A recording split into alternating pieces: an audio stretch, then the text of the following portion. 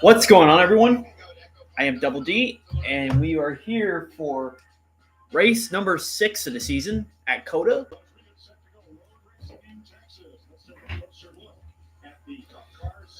It's going to be an interesting race. We got SEVG in this race. We got Tyler Reddick trying to go back to back. We have so many other things going on during this race. So, my prediction: I think Chase Elliott's going to win. We'll see what's going to happen. It is hooked to a shifter rod that goes through the rear firewall to the gearbox. Now, when you go back to the shift lever itself, you can just downshift it and upshift it. Now, to downshift, what you do, getting in the corner, you go fourth, third, just keep moving ahead. They'll go to first gear here on this racetrack 6 to 7 times a lap. To upshift, you just keep pulling it back. We'll go to fifth at least one time down that long back straightaway between 11 and 5. If you do the numbers 20 to 24 times, that's about 1,400 times they'll be shifted. So, yeah, I predict that Chase Elliott's going to win this race. Larson, some of these guys who ran yesterday's race, that's an H pattern. Do not make a mistake and downshift this race car, blow the motor up. 8 for 4 here. The other thing you got to be aware of is you're going to be wore out because it is a busy day inside of that car. There's the Toyota Camry XSE. Oh, yeah. That leaves the field. Due in showroom soon. Brand new look. They didn't let Michael drive that one. I don't think so. Okay, good. He might not pull it in. That's good. yeah. Pull Richard Petty. Well, yesterday was a beautiful, sunny, warm spring day, and then the clouds came in. Winds earlier gusted to 35 miles an hour. They have calmed down to about 18 now. Above 70 degrees, but there's a nice cloud cover. Some tan oil today. Love this racetrack, Kevin. I mean, absolutely beautiful, world-class facility everywhere you look. 15, 15, and 38. All right, well, you're on the one to go, not that far from starting this race.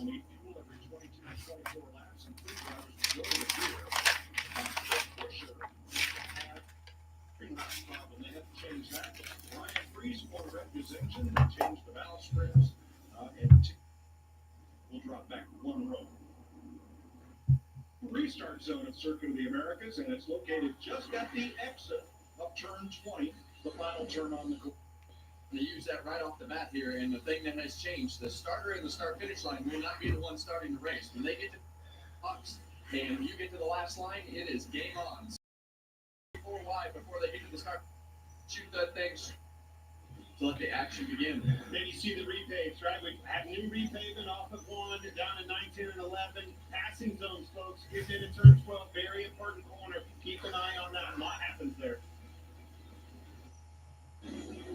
William Byron and Ty Gibbs coming up to turn 19. Now look at that big wide area outside of turn 19. That is not out of bounds. Out of bounds only in the S's, turns 3 to 6. So, I mean, if it's paved, you can go there. I think on the restart zone, Kevin, going back to that particular, one thing you'll notice right off the bat, there's no longer a rule where you have to get to the start-finish line for me to get fanned out. They'll be 3, 4, 5 wide. As soon as you kick out the restart zone, All right, on the front straightaway, green flags in the air. Byron's on pole. That's Ty Gibbs right beside him. Tyler Reddick is going to look to the inside now. He is looking for that pass going into turn 1, but he cannot get it done. William Byron has the lead for a moment, but he's side by side with William Byron through the S's. Cars going 3 and 4 wide everywhere. What we do for Tyler Reddick would be tough here. You heard him talk about his mistakes in qualifying and how they were able to rebound on hot tires, and that tells me he has a lot of confidence in how fast his car is. that William Byron's going to have something to say about it, too. He was fast last year, always has plenty of speed in that hot rod, and that will be no different today. And you're getting those guys on the dirt in turn 8. That's going to be the corner that we talk about a lot today. You're going to probably see some cars spin out there because of all that dirt on the racetrack. Down into turn number 11, the hairpin that runs on the longest straightaway. Somewhat of a passing zone as you see Chastain moving to the inside, free wide to Denny. He's going to pass 2. Yes, the joy. All right, we're on lap 1. I missed a little bit of the first lap, though. But we have some contact in the back. I think that's Bubba Wallace and someone else. Couldn't see who else that was. Might have been Corey LaJoy.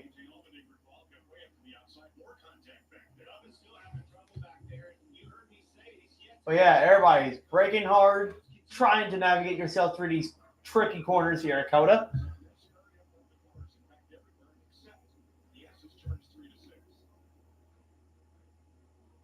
Yeah, this infield section right here is so technical. You got to put the car in the right spot. Easy to spin the back tires. Not really any new asphalt in there. But I don't anticipate with this cloud cover seeing much fall off today.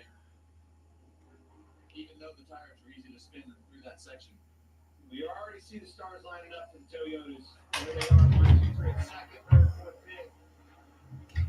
Obviously, Chastain's there. So is Byron leading the race. These guys are. All right, as we're going through the final corner, William Byron's going to lead lap 1. We don't have the scoreboard up yet, but I believe either Gibbs or Reddick is right behind him. Yeah, it's Byron, Reddick, Gibbs, Chase Elliott's in 7th. We got people already pitting already. I believe those were cars that got damaged during the restart. Truex is there, and so is Bubba Wallace. Jamie. Just listening to the radio right now, Booty Barker, his crew chief said, let's just make sure the right front is clear. Make sure everything is clear. Take your time. So yeah, so Byron is in the lead. Bubba Wallace and Truex are making pit stops because they made contact with some other cars. Lots of 4 and 5 wide racing on these restarts here. Everybody tries to get as much track position as they can. 12 o'clock, and he said it was at 1 o'clock, which tells me that the toe was knocked out on the front end of that car. Not good. No. But yeah, so there's 68 laps here at Coda, but it takes almost 3 minutes to get around this entire track. And Corey LaJoy has a toe link problem. That's probably going to be the end of his day right there. Yeah, he made some contact between Bubba Wallace and Truex, and Harrison Burton has went for a spin. So already 2 incidents in only the 2nd lap. Got a lot going on. Yeah, he had a lot of left front damage on the left front of his car. Here's the Harrison Burton spin. He cut across the nose of Josh Berry and ended up getting turned around. So There's so much happening on the beginning parts of these racetracks because you've got some guys who feel like they're way faster than the guys that they're racing around. So you got William Byron going through. That they can while the cars are stacked Let's together see. in these braking zones, and they wind up running over each other. I think they're almost to the front. Yeah, they're almost to the front straightaway now. So the lead has not changed. Byron is still in the lead in first. And I'll tell you, trying to drive one of these NASCARs around here, it is exhausting. Because you're having to manhandle that around these 19 turns here. F1 also drives here, and it's not easy to drive those either. Yeah, that's what concerns me. I think that the Toyotas and the Gibbs cars, they seem to be able to hold on. So it'll be interesting to see if William Byron can hold on to this pace. Or See, Bubba, Truex, and LaJoy were involved on that.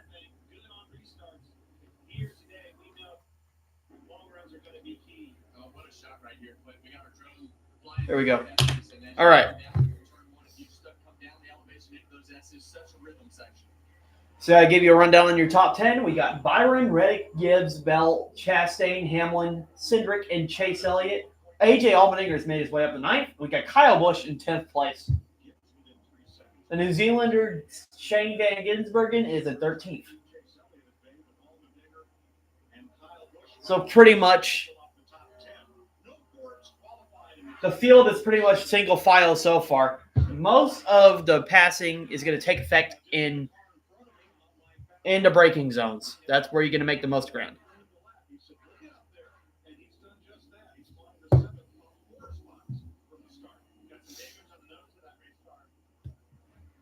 Austin Cindric has now got damage on his nose. That's going to affect his race, definitely. What you worry about there is the splitter and the nose separating from each other, and aerodynamically that will make the car not turn as good.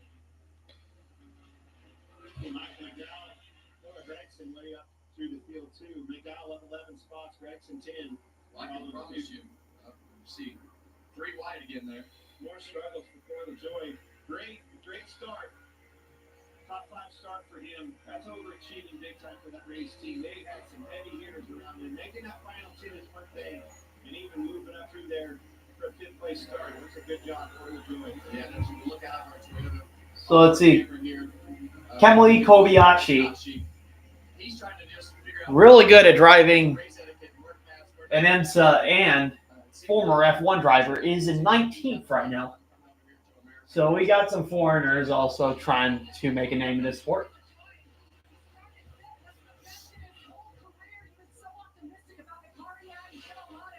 Simulation work for this race. The damage you guys talked about, he came on the radio and said both left side tires are damaged. He's struggling. Yeah, he's all the way back. So, all right. So, yeah, no lead changes in the first 4 laps.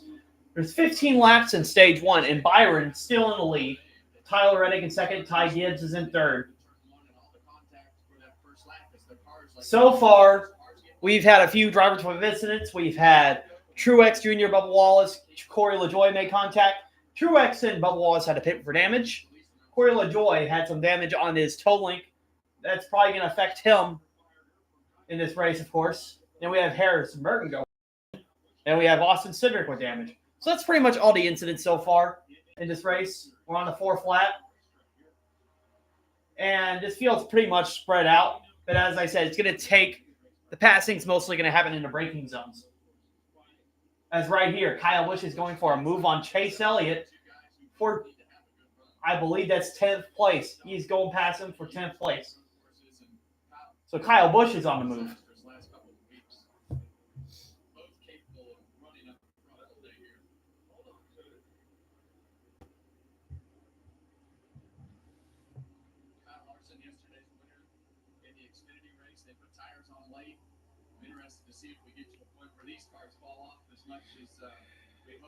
All right. Now on Discord. So Discord's open for chat.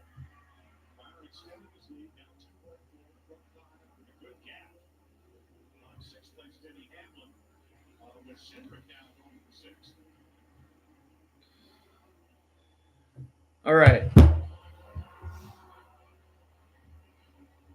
Excuse me. Chase Elliott's still in 8th place unless Fox has not updated the timing board. Now they have. He's in 10th place. Now remember, it doesn't mean that all these drivers are dropping back because their car's not handling as well. Could be their car's not handling as well. But also could be because they're trying to save tires because COTA is a difficult track to navigate. So you got to save as much tires as you can here because this is a long track to get around. And you'll be able to get track advantage that way. So we're going to commercial break. So Byron's still in the lead in commercial break. I'm going to pull up the leaderboard stats. Here we go. NASCAR leaderboard.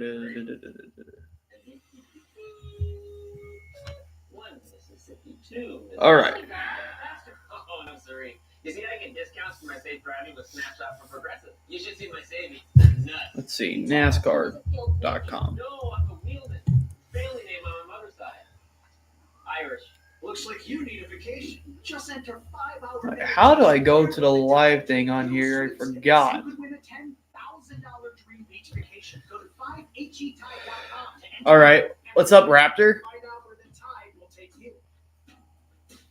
Yes, exactly. COTA is not an easy track to drive on. A couple of years ago, we had some weather happen in 2021, and that shortened the NASCAR race.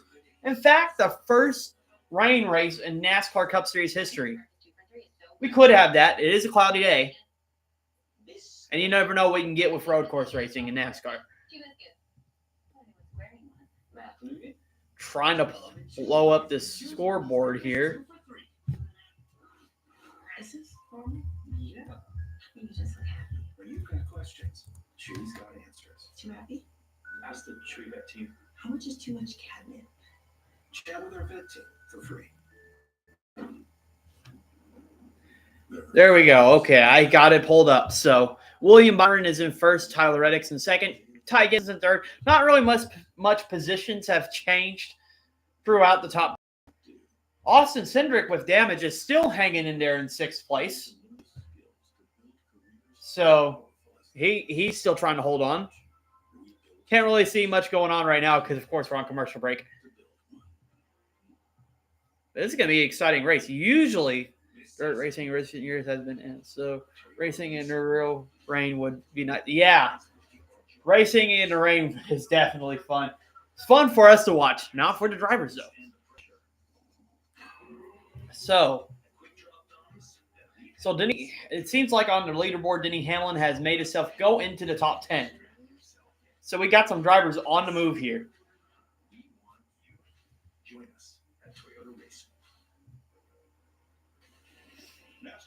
Okay, we're back on commercial break now.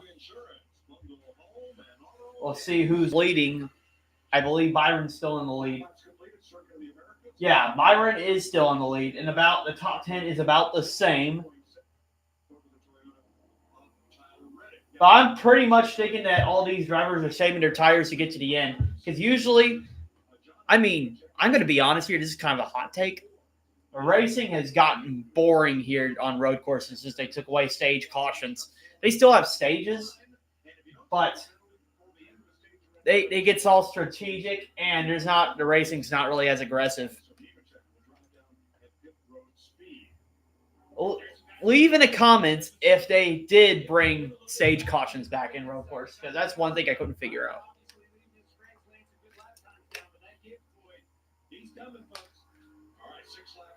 But we got Ty Gibbs getting some momentum on Tyler Reddick.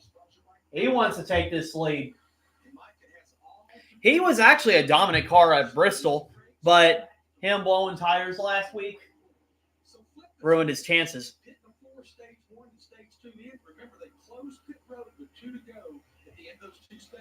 So, yeah, I'm rooting for Chase Elliott to win. That was my prediction. But he has fallen back to 12th place. Like I said, I'm not sure if that's him saving tires or his car's not handling good.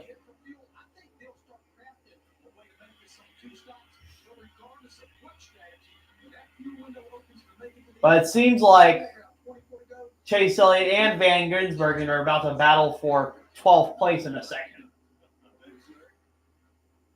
But we got a battle heated up for second between, looks like Ty Gibbs, Tyler Reddick, and Christopher Bell. 3 Toyotas chasing down 1 Chevy.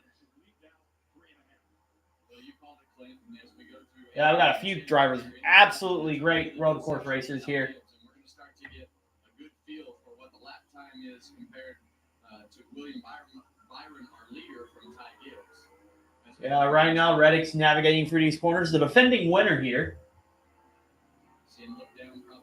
Watching Ty Gibbs and make sure he doesn't get past.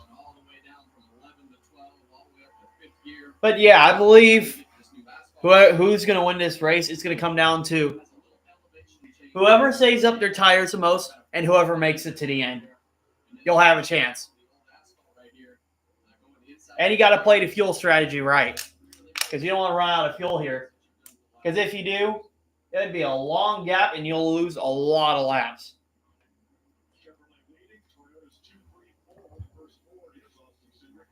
So, I'll go on. So, we're on lap 7 now. Almost 10 laps in. Top 10 still hasn't changed, but Elliott has dropped back to 12th. Kyle Larson's the new driver in the top 10. So, yeah.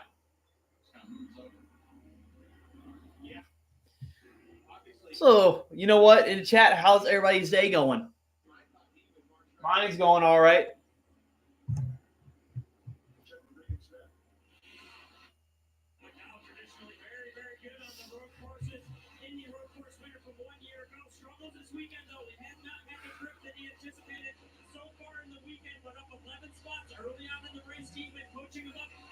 Turn 11 is where he's losing the spots. Michael's been quiet about the car right now. Keep an eye on him as he's moving up through the field.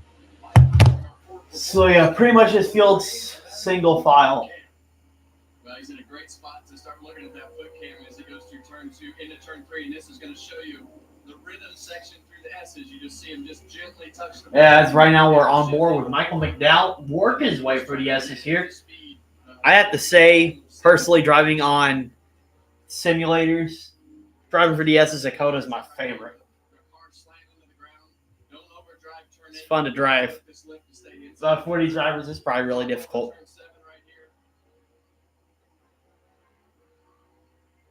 Now he's headed down to the heavy braking section in turn 11. You see heavy braking, downshift. Yeah. It's all day. Trying to use your...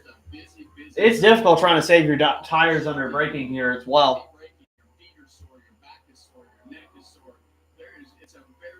Whoever gets your car to handle the best will win this race definitely as well.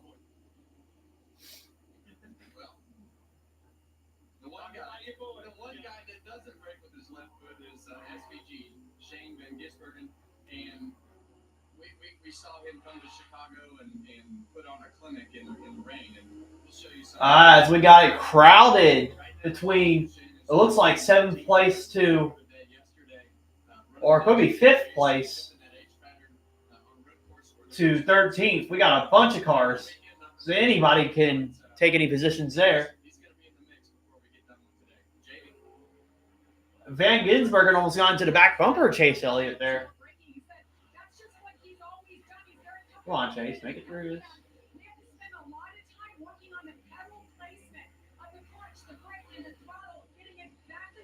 Van Gisbergen is looking for the pass on Chase Elliott, and he should make the pass here. Chase Elliott's still holding tight on the outside.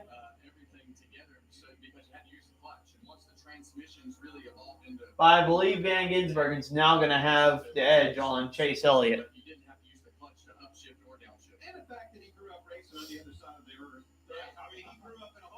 So, Gisbergen's up to 12th place from New Zealand. And don't forget, he won on his debut, so he is no fluke driving on these road courses.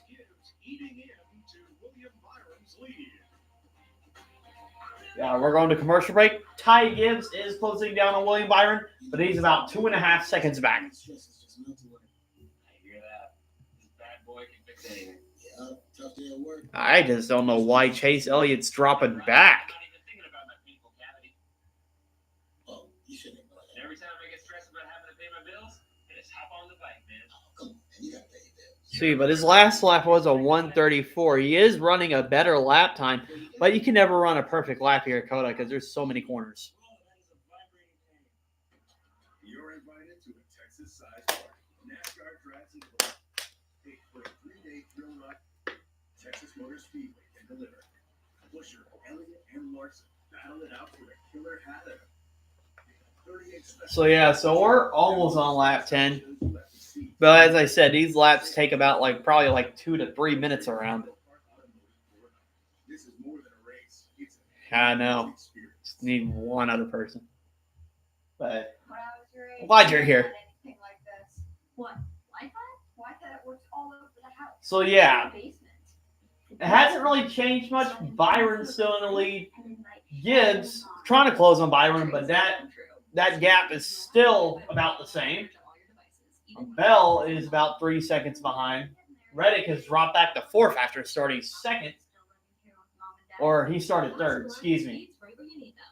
But he lost position.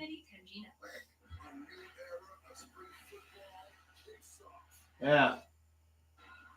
I don't know. It seems like Chase Elliott's dropping back. Not good. Well, he's still in 13th.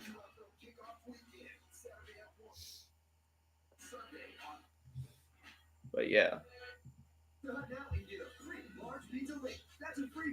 No more podium for him. Yeah.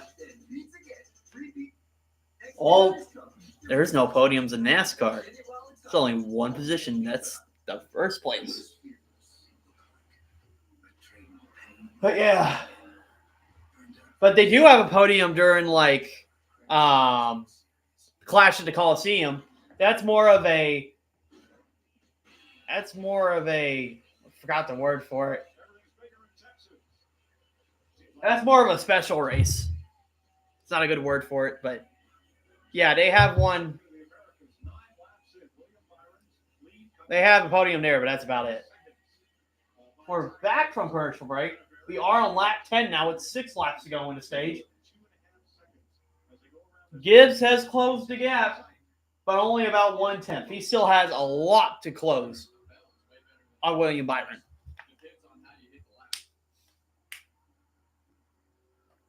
Behind these three, Tyler Reddick, who started third, running fourth. Josh.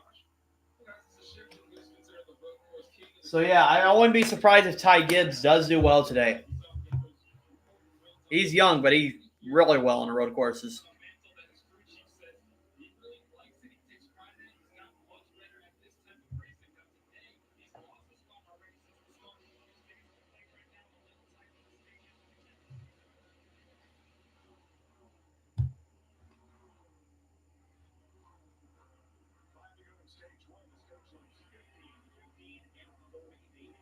So there's about 5 laps to go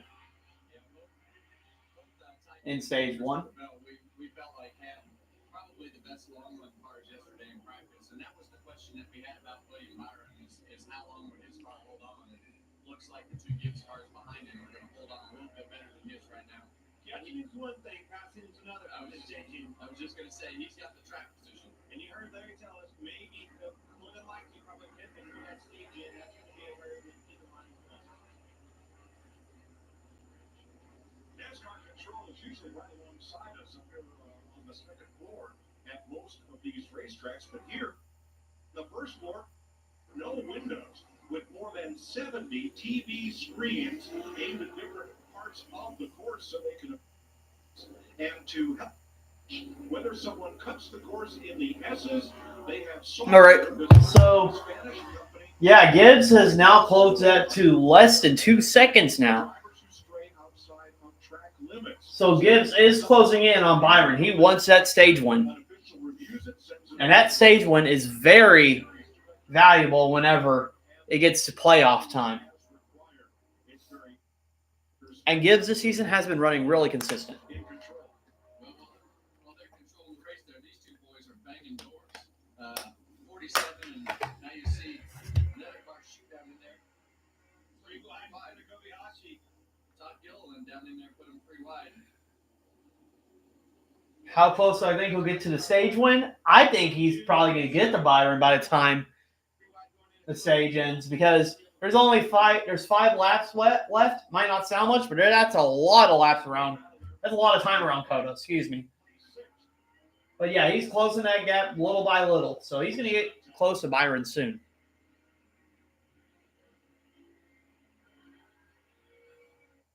He's got the same car that these guys up front are driving. So as I would say, is they make more laps today. If he can keep all the So right now, it seems like positions are about the same throughout the field. Like I said, I think everybody's trying to make it to the stage right now. Well, you do have a few drivers making pit stops, but it's more in the middle of the field. We got Blaney, Briscoe, Logano, Chris Buescher. People that had started in the rear are making pit stops. And you're going to hear us talk about that all day as we get fed that information. I think someone got a penalty.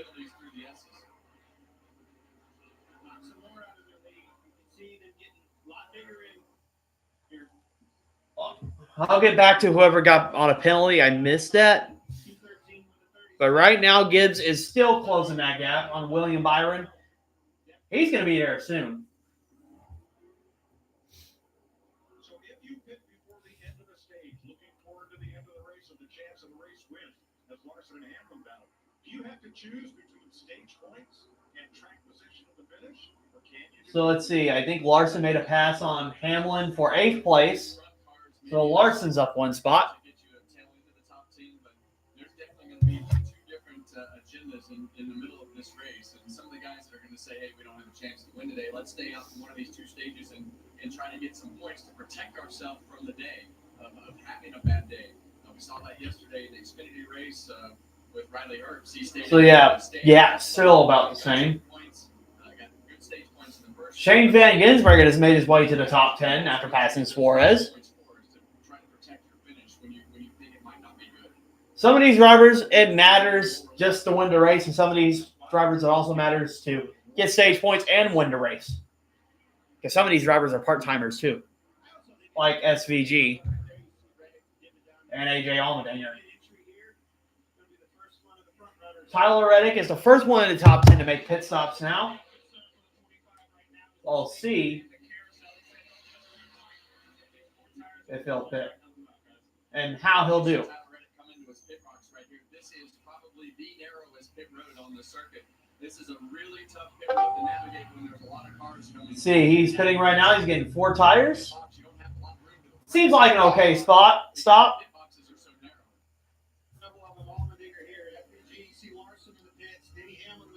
Didn't seem like he had any issues.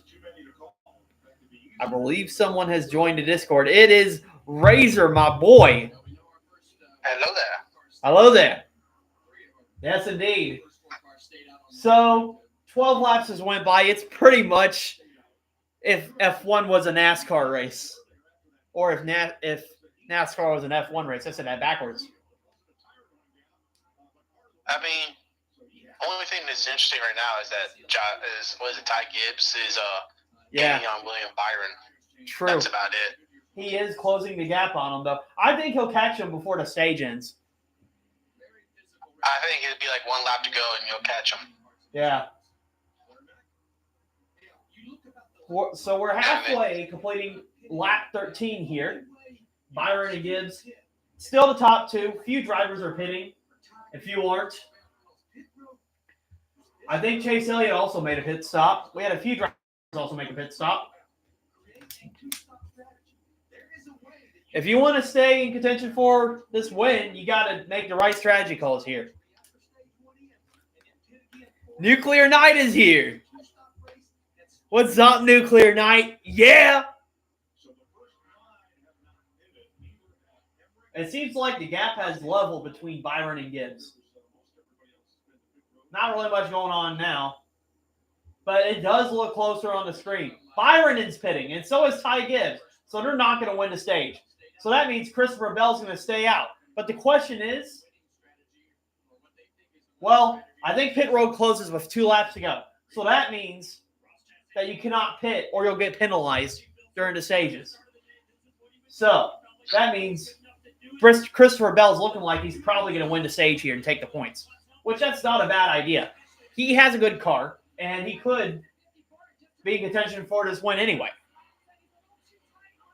It depends on what you want. Do you want points or you want the win?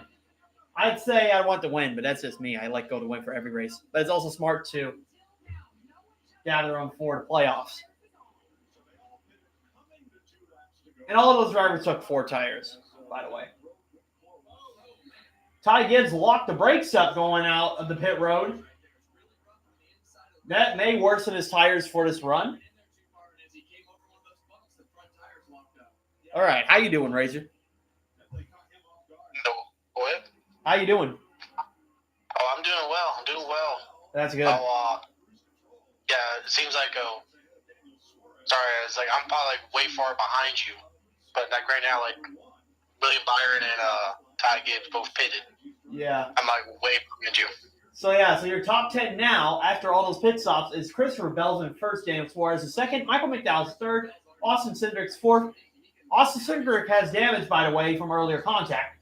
Austin Dillon's fourth, Austin Dillon's fifth, Stenhouse sixth, Byron seventh, Ty Gibbs eighth. So they didn't really lose much track position by pitting. They're still 7th and 8th place. So them running in the lead really benefited there. And then 9th place, Reddick, same. And then also Ross Chastain is 10th, just past Reddick. Now he's in 9th. So now we're 2 laps to go. And Christopher Bell's far out ahead of Suarez, so he's definitely going to get the stage win here as long as he can get through these turns well. Yeah, hopefully. Hold on. Yeah, hopefully that my guy is still Ty Gibbs. I'm hoping that he'll at the very least get 1 stage point or 1 stage win or something. Yeah. I'm hoping for it. I bet. So, 1 lap to go. Christopher Bell's in the lead. And by the way, whoever's watching in the chat, tell me if my chat's lagging. Because I saw a couple of live streams I was lagging, and I hope it's not like that. So yeah, now Bell's out of turn 2. Good. Fox is numbering the turns for us. They just went through turn 4. Now he's in turn 5. Thank you, Fox. You actually done something useful in your production. Anyway, Bell's still in the lead. He's going to get some valuable stage points. Also, 1 playoff point.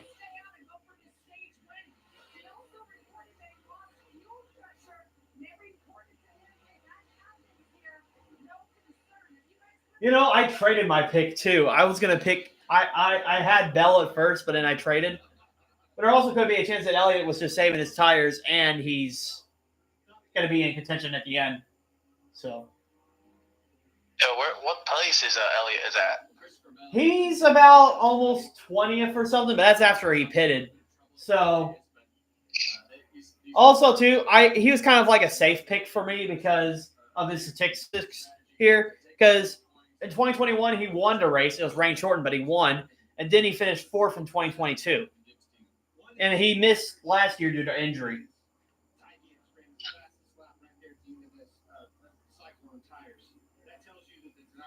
So, yeah, Bell is in turn 15. Now he's in turn 16. He's getting close to completing this lap. Only a few more corners to go. Now, because dummy me cannot figure out about the stage rules on road courses, we're going to see if they throw a caution or if he's just going to get these stage points and still stays green. So, he came out of turn 19. He's about to go into the final corner. He's out of the final corner now. Christopher Bell, in the number 20, is going to win stage 1.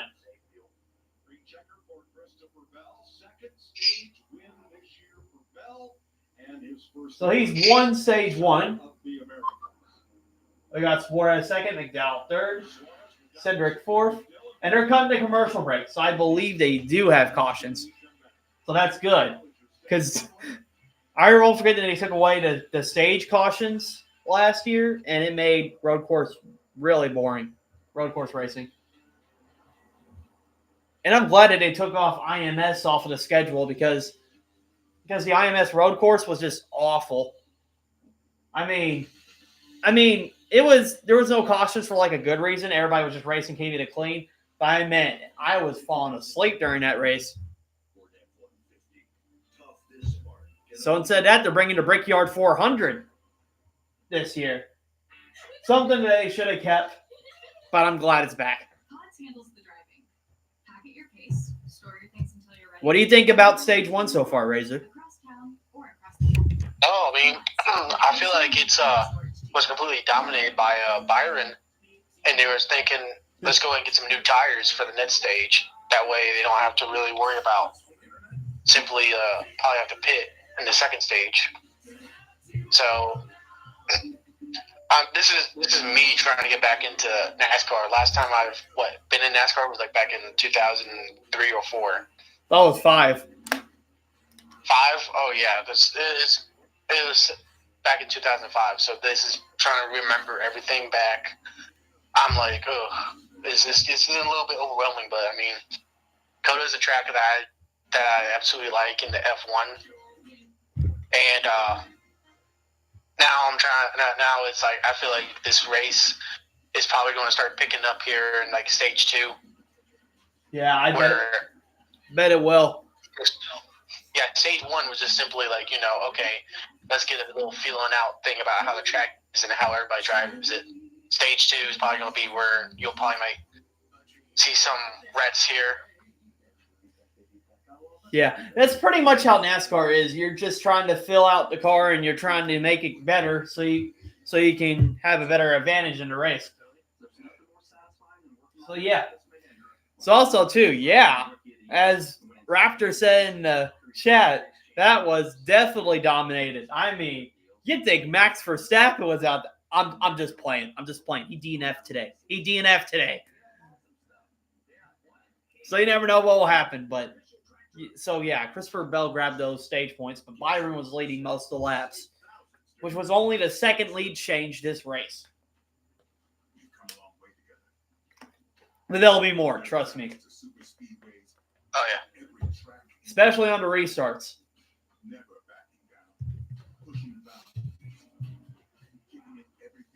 So yeah, I'd definitely like to go to Coda one day. At least go sit in turn one, no matter it be a NASCAR or F1 race, just watch all those cars go into one corner. Oh yeah. More likely to probably be NASCAR because, like, those F1 races are so pricey. Yeah. Well, I heard in some racetracks they're not that bad, but I heard the Las Vegas one was really expensive.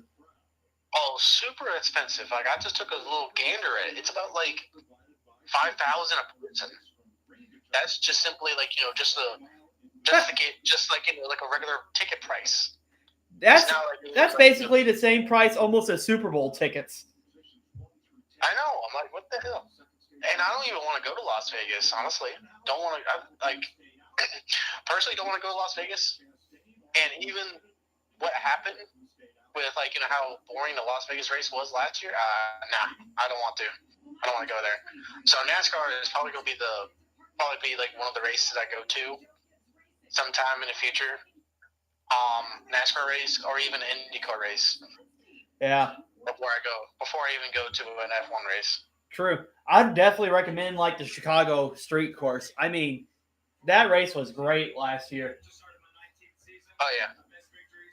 Yeah, but I'm gonna try to see if I stay in closer near around where I live. We're near around the southeast. Like Charlotte. I will try to see if I go into Charlotte or Atlanta, something around there. Or even Daytona. Yeah, even Daytona. Yeah. Oh, I totally forgot. I totally forgot about Darlington too. Totally forgot about Darlington. Yeah, there were some good tracks. Don't forget Bristol too. They were just here last week, and it was a chaotic race. Oh yeah, very chaotic.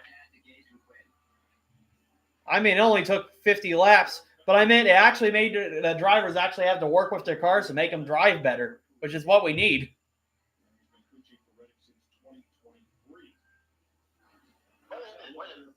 What is this? Are we doing this like the? Yeah, I think that the great part. Like we're doing this starting lineup of in football or something. Yeah. Well, it looks like Tyler Reddick's pitting again, and so is. No, I think that's pit stop. Sorry, that was replay. But Cindric is fixing that damage. It'll be interesting to see if he can work his way back up the field. Bubba Wallace is also working on damage from earlier. Pretty much the drivers that had contact in the first lap are fixing their damage now, which is a smart idea. All right, 17 laps complete. We're at the end of stage 1, getting ready to start stage 2. The all-new Toyota Camry XSE leading the field. And the Toyota Christian Bell in front. Now, the front 5 cars have not yet made a stop. Will they come in during the stage break? Will they wait until we get going on stage 2? Well, if these guys sitting on the box with their tires ready and everything else are an indication, I'd say all systems say yes. All systems go. Yeah, that one guy they traded for Chase Elliott's probably thanking me right now they got a stage point.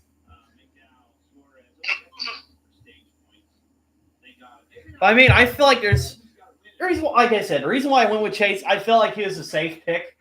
I felt like he would do well. At least he's kind of guaranteed he will. Because usually on road courses he's good. And the statistics back it up.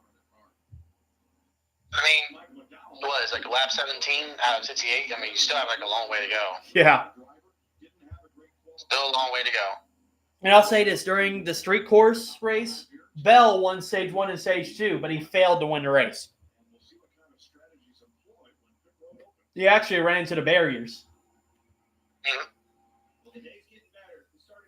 And then that's where Shane Van Gisbergen from New Zealand, the supercar driver from New Zealand, won his debut. Last time he's raced here in the Cup Series 2, he's got a top 10, and now he's at the road course at IMS. So we'll see if he can get another top 10 or even a victory today. That'd be cool if he does. Okay, we got some takers here. We got Austin Dillon, Ricky Stenhouse, a few other drivers. I guess drivers that didn't pit during that last caution are pitting now. So, yeah. Did Christopher Bell pit? I'm pretty sure Bell did pit. I mean, it'd be stupid if you didn't pit and you'd be on those worn-out tires. very, very difficult not to go pit right now. Yeah. Under caution under caution is not to pit. So yeah.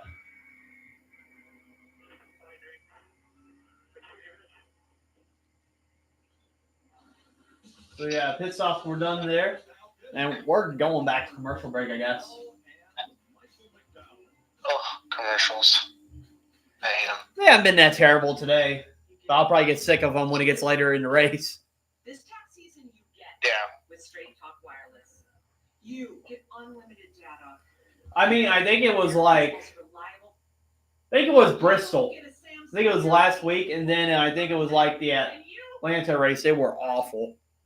Oh no, I'm here for the free thought. It was like right after every few laps, commercial. Commercial. We're gonna make some more commercial. So yeah, I just cover my ears whenever you get to that. For me, I'm on my headset, so I simply just turn it down low. That way, I just listen only to you and not the commercials. Yeah. Well, since this is a commercial break, I'm gonna pee for Chevy real quick. Oh Lord. I'll be right back. I'll be here all by myself.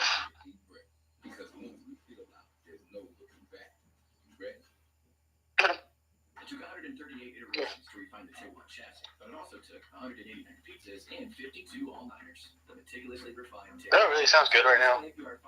Some pancakes. Pancakes sound great. Pancakes do sound great right now. We've sold over 1 million vehicles by giving you a better price because value matters. A better selection to find your perfect vehicle and more for your trade. Shop your way in-store or online with Bomberito Fast Pass. Experience why everything is better than Bomberito. That's why we've sold over 1 million vehicles and still counting. Bomberito, Missouri's #1 automotive group. Open 24/7 at bomberito.com. Welcome to the field. My name is Steve Harvey. Yeah, I wonder what Steve Harvey looks like without the mustache. That's why I wonder. I wonder how Steve Harvey looks without the mustache.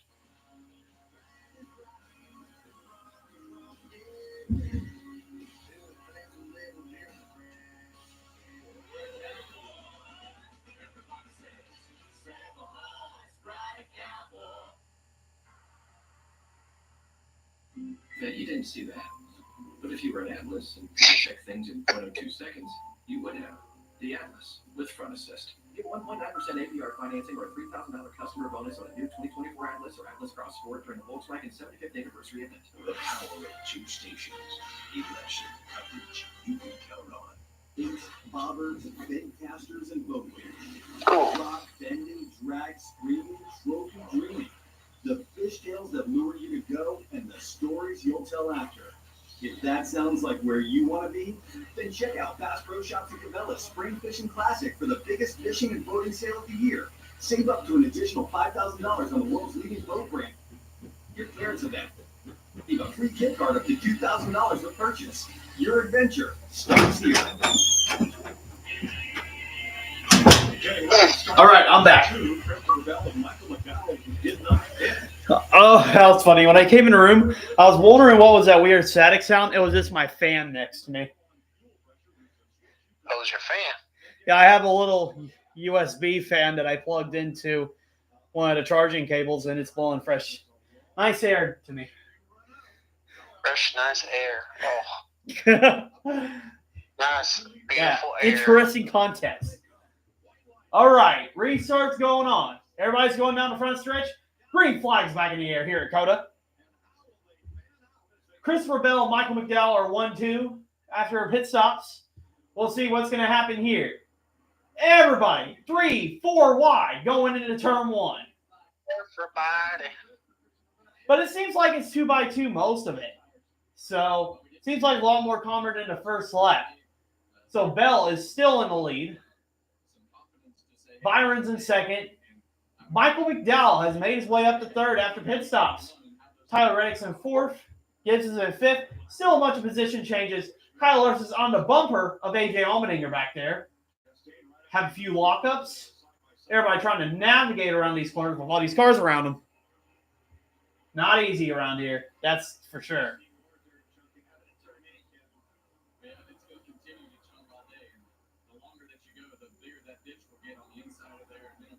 All right.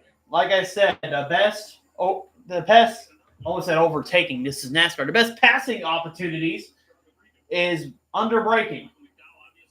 And that's what most of these drivers are doing right now. Oh, that's why McDowell's in second. He's on older tires. Yeah. So that means Bell didn't pit either. I guess Bell is depending on clean air. Yeah, Bell is bought. Oh, whoa.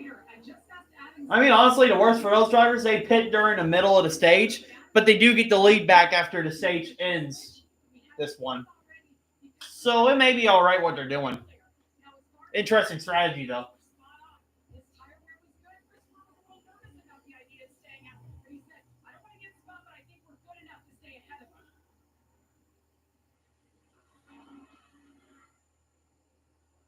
But yeah, so right now, the top 10 is Bell, Byron, Reddick, Gibbs, Chastain, Larson, McDowell, Kyle Busch, Chase Elliott, and AJ Allmendinger. And Chase Elliott's making a move on McDowell. McDowell on those older tires. He's dropping like a rock. He is already almost 10th place. So yeah, Bell's trusting fresh air. Fresh air is his best friend right now. Fresh hair. Oh my gosh. Speaking of fresh hair, Joe Biden be like,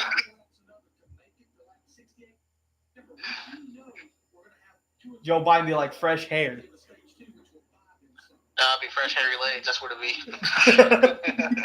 Oh man, jokes. Yeah.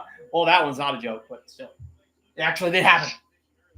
Anyways, Bell's still in the lead. Byron's in second. Reddick's in third.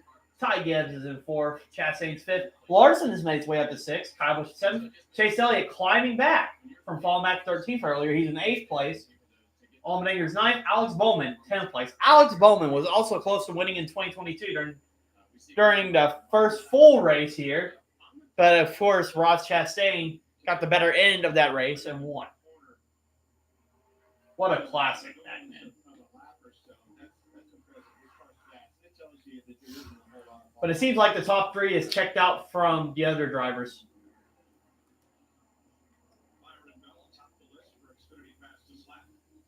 Yep, William Byron has the fastest lap right now, so it seems like Byron has the best car as he is going for a move on Christopher Bell right now as we speak. Side by side of Christopher Bell into the corners, banging doors. He's going to pass him easily on the outside. William Byron is back to the lead.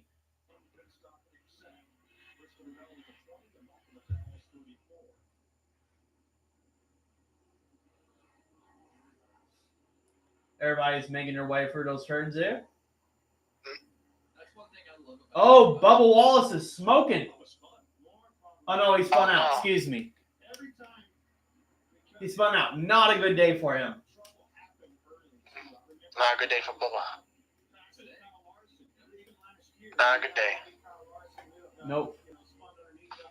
But yeah, right now riding on board with Michael McDowell. He is falling back. Shane Van Gisbergen's right behind him. As Reddick has passed Bell for second. So Bell is starting to fall back now. Like I said, I think that was an iffy strategy of staying out there.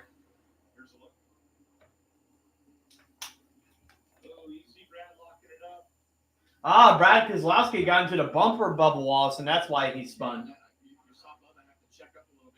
It was in. So, yeah. A lot of cars going into that corner with not much room.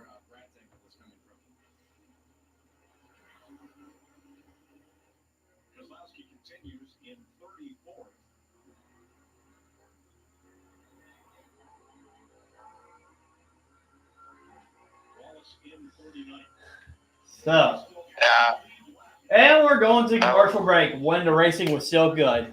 Great job, Fox. Well, they did like a cutaway from like a good action. Yeah. And they cut into a commercial break. And ironically, the commercial is talking about boring. Yes, this is boring.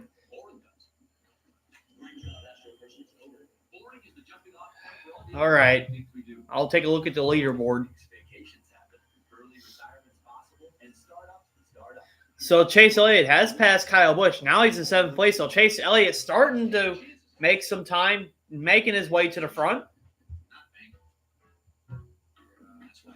As I said, you just got to work on your car and you just got to save your stuff until you can attack at the end.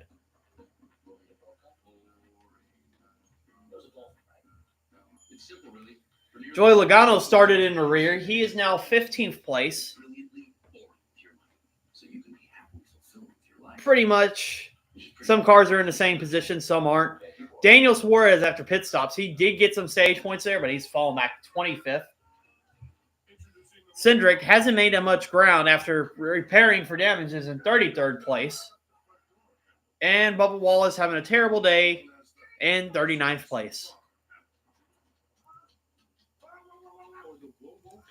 So that's your rundown of the field right now. We have elapsed 53 minutes in this race. And we've completed 21 of 68 laps with 6 laps to go in stage 2.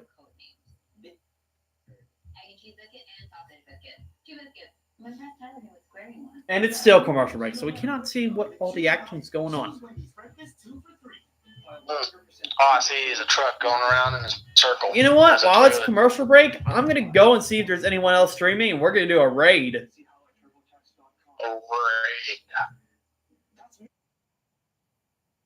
Let's see.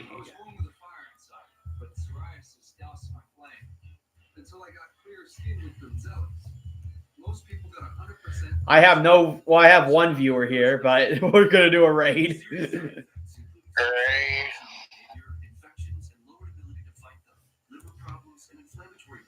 All right. Is anybody streaming this race? Funny thing is, we got a bunch of people trying to copyright this race. They're all trying to stream this race, but they can't. Here, I'll put watch party, baby. USFL champ Birmingham taking on XFL champ Arlington. Then kickoff weekend continues Sunday on ESPN. The United Football League. 21 complete here at Circuit of the Americas. William Byron leading. Yeah, not really any watch parties on. Oh, Kyle Larson is spun. Christopher Bell got into his butt there and spun him out. He's not going to be happy about that. Let's see. Yeah, I think he could have avoided that. He might have got too hard on the brakes there. But Kyle Larson's going to lose a lot of track position because of that spin. Michael McDowell's making a pit stop, so Christopher Bell is probably going to pit soon.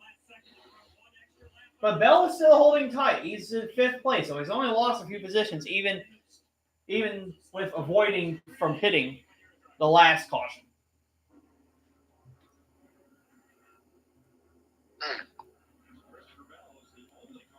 Yeah, I just see the Kyle Larson spin. I am very far behind. Oh.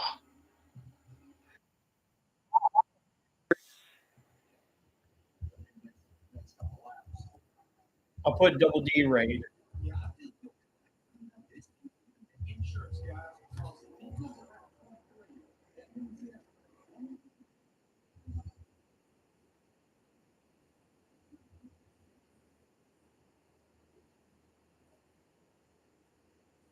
So yeah, he's got about 34 people watching.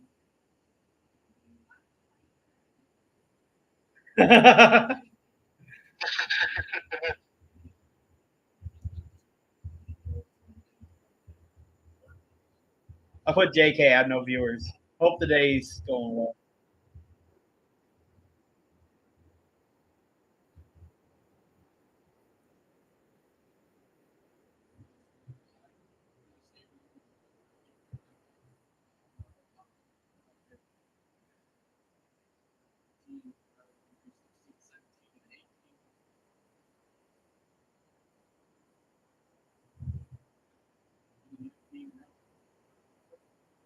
Yeah, hey, he's acknowledging me.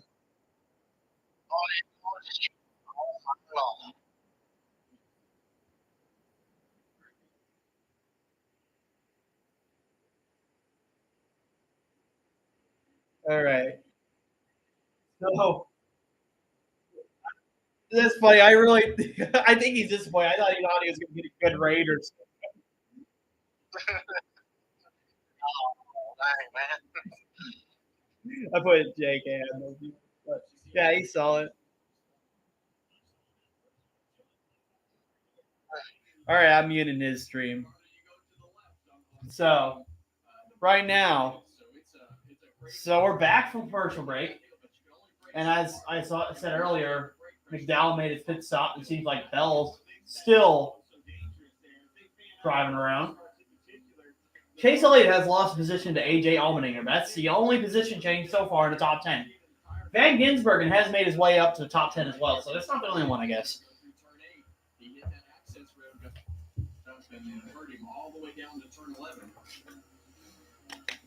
Well, I guess I shouldn't say I have no viewers. I have one viewer. Probably Razor. Not Razor. Raptor, excuse me. You're on my call, so you don't need to have the stream on. Or do you have the stream on?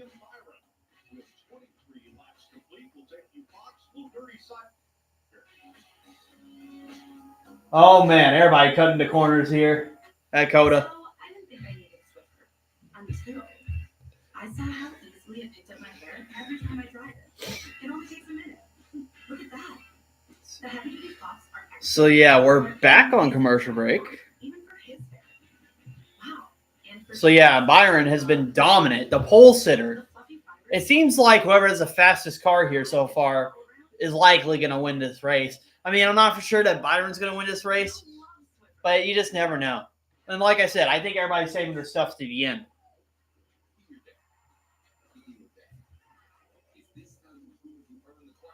Right, Razor.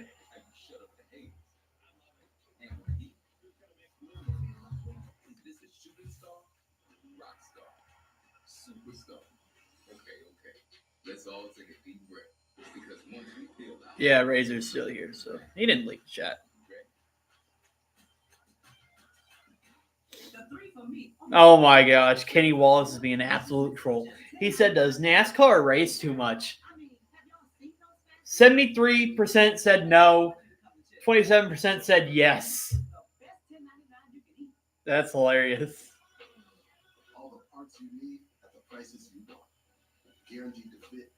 All right.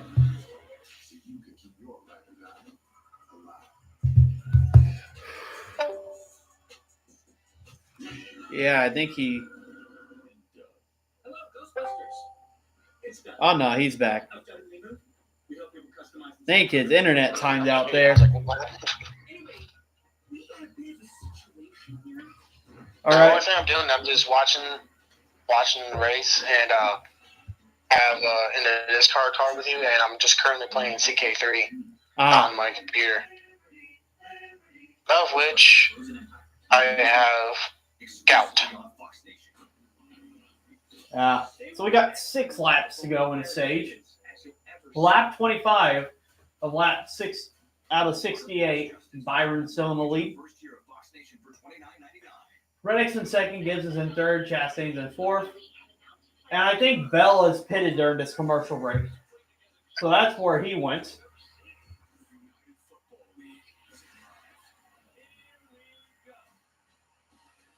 This is the make or break moment. The chance to carve your name. At least they have the side-by-side on. I'm not as bothered by the commercials now. 24 laps complete at Circuit of the Americas, Austin, Texas. William Byron leading Tyler Reddick by 2 seconds. And Ty Gibbs by 4. Ross Chastain 4.5. AJ Allmendinger 8 seconds back now up into the top 5. Noah Gragson has pitted, so has Corey LaJoie. That puts them on a 2-stop strategy. SVG is now pitting. He'll get a pass-through penalty for violating track limits as Van Gisbergen pits. Yeah, we saw Suarez has gotten a penalty for track limits. So he's now going to be in the back. Seems like cars are pitting now, so they could probably run some faster laps to gain some track position. Oh, wait a minute. Is that fluid or is that raindrops on the dash cam? Oh, no. Oh, boy. Let me go take a look at the dang old weather channel. You know what? I'm going to look at the radar here. We'll do something that Fox is not doing. Oh, there it is. There's the weather channel. Oh, Kimi Kobayashi and Ricky Stenhouse is spun. Oh, no. I mean, how unfortunate. All right. Oh, we got 3 wide going to the corner. Bowman, Busch, Allmendinger. Who's going to be out? Who's going to get this position here? It's going to be A.J. Allmendinger holding on to 5th place. Chase Elliott wants his piece of it, too. He's just staying back. Crossover move on Kyle Busch right here. He's going to take advantage. He kind of cut the track there, but I don't think that'll hurt him on penalties. Man, some interesting racing for 5th place. Oof. That was juicy.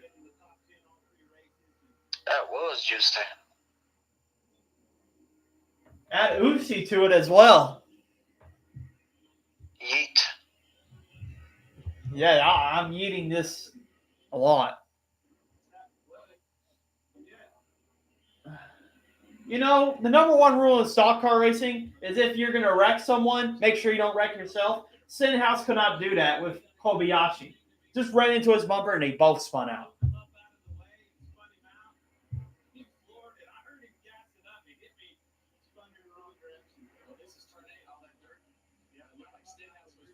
All right, let's see. I'm going to look up the weather now. Let's see. Yeah, I don't see anything over there. I don't see nothing. That might have been fluid from like the pit lane or something. Yeah, it had to be. It had to be some sort of fluid or whatnot because I didn't see nothing on the radar suggesting that there is like some rain. I mean, yeah, it's in Austin, Texas, so yeah, it doesn't look like there's any rain. So no rain. That's good. Yeah. I was trying to get everybody wondering though. Yeah, it got me being like, oh. I mean, with it being humid and with it being cloudy, it is possible. It is overcast. Yeah, it could, yeah. Because you never know. I mean, in F1, you have Malaysia, really hot temperatures, and then it can rain at any time. Well, I used to race in Malaysia, but. And that was the very race where Kimi Räikkönen was eating an ice cream in 2009.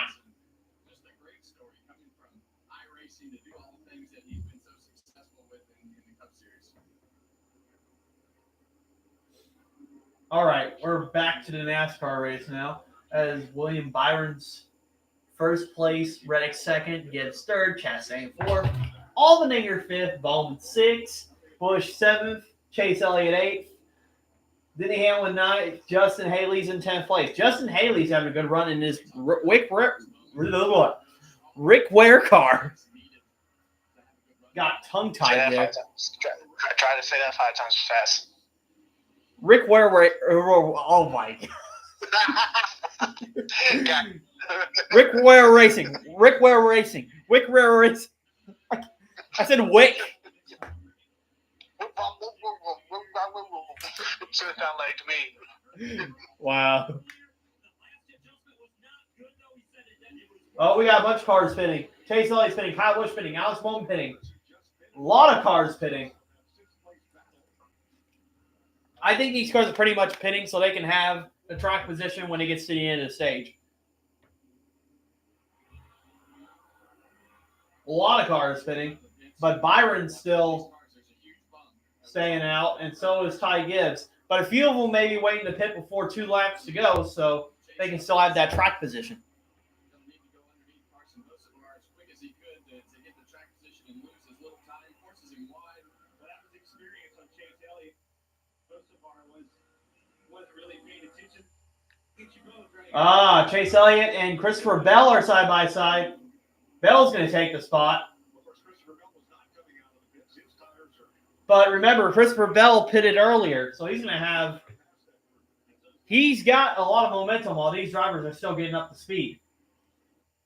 now 4 seconds up on But fresher tires will be the advantage here. Chastain. Then a big gap back. Chastain's in third place. Your pick. Wait a minute. Yeah, who is your pick? Is it Ty Gibbs? Yeah, it's Ty Gibbs. Yeah, Ty Gibbs is in second. Well, your last week's pick, or I think it was like the week before, Blaney is in 5th place. He's been quiet. He hasn't really done much. He's been quiet. I think he hasn't pitted in this stage. I think he's not going to pit until, after the stage is done. Yeah. All right. Yeah, Byron is pitting. So is Gibbs. Chastain also pits. Oh.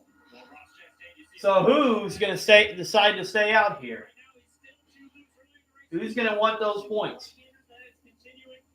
Who's going to say, give me the Stay out, points? try to get the points.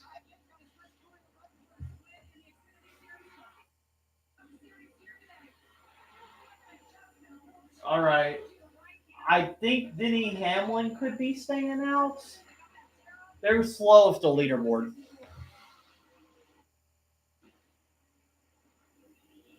All right, Denny Hamlin is in the lead, so it seems like Denny Hamlin's going to get the stage win here, presumably. So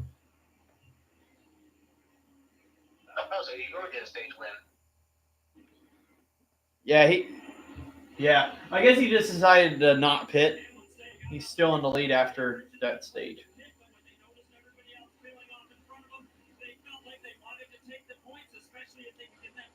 Oh, good. Wayne picked Denny Hamlin. One of the guys picked. Well, wait, no. Oh, I thought the other guy was like right behind him. And that meant that he would have got an extra point for me. But come on. It's about to be stage 3. It's going to be a long green flag run, I think. Chase Elliott needs to do something. I need some points in this competition. And I need him to win because he hasn't won since October 2022.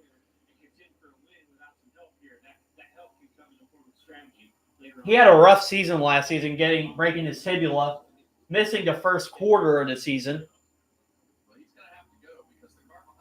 and then missing the playoffs. Did well in the Owners' Championship, but still a rough season for him. He's having kind of a slow start, but it's kind of like an okay start. It's not good. It's not bad. It's okay. I'd like to see him win, though.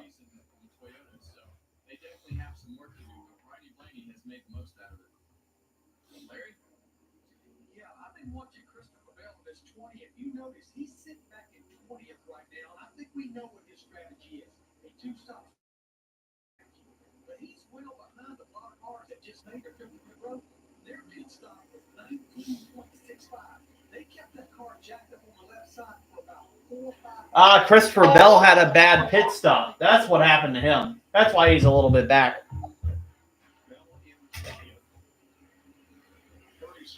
Oh, I'm making moves on this one. I'm making moves. You don't even know. Chase Elliott's probably back there too, but of course those were pit stops. Ooh.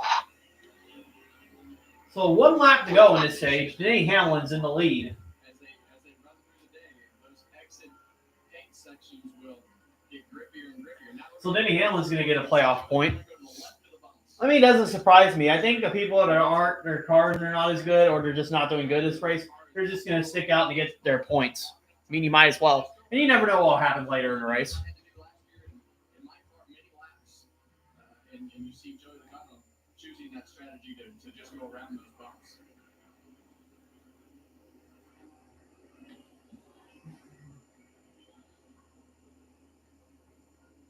Final lap, stage 2, Hamlin, Blaney, and Martin Truex, who earlier had to stop because But I'd say Yeah, well, too. this race is not as chaotic because I think these drivers are finally learning how to drive more road courses. Because when they first started driving to these tracks, it was like chaos. Yeah, from going from like oval tracks to now like road courses. Or because what was it? When did they start doing like more road courses? I have Like, to say knew, probably like, in I knew back in the 2020. day they had like about 1 or 2 road courses back in the day. Yeah. They used to only have two, Sonoma and Watkins Glen. Those were the only two. Yeah, I remember those two were like the road courses. That's it for NASCAR for having road courses. But when did they start adding more? It was like It seems like Michael McDowell is having problems with his car. Power steering's in and out. But we're coming out of the last corner right here. Denny Hamlin is going to win stage 1 right before Blaney. Truex is going to be third. So Denny Hamlin's going to pick up a stage win. All right, you were saying? Yeah, like when did they start? When does NASCAR started to get more road courses? Was it like 2019? 2020. 2020. Okay. That's when they added like a bunch of new tracks. Let's see. Or it might have been 2021. Well, I remember that they added. Well, I think I don't think they necessarily had a bunch of road courses yet. I think what prompted it was COVID shut down. Like COVID shut down a lot of tracks. They weren't able to go to Sonoma. They weren't able to go to Watkins Glen. They weren't able to go to a couple of road courses. So what they did was they went to the Daytona road course. And I thought personally that the Daytona road course was actually a really good road course for NASCAR. And obviously they're known for having Daytona 500 and racing in Daytona. I think they should have kept the road course racing there. Yeah. Because Daytona is like NASCAR to Daytona is like IndyCar to Indianapolis Motor Speedway. It's historic.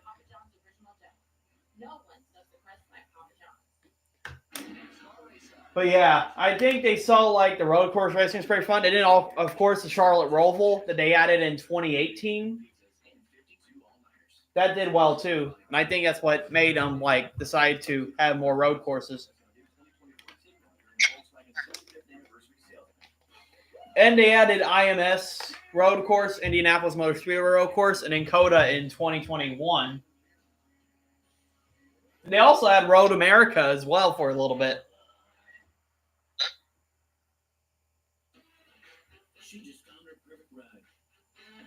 But I actually kind of like that they kind of moved away from all the wacky road courses. They put like the basic ones. They have COTA. Let's see. They have COTA, Sonoma, Watkins Glen. COTA, Sonoma, Watkins Glen, the Roval, and they have the Chicago Street Race. So they have about 5. So that's a decent number. Yeah, I believe that's a decent number. And then I guess the casual NASCAR fans just think that most of the races are just circles or ovals. That's not the case. They're like really different.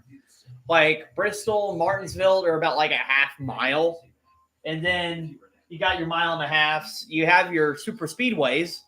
And then you have your, what they used to call them restrictor plate, but they don't use restrictor plates anymore. They use a different type of device, which is Daytona, Talladega, and Atlanta. So yeah, there's all that.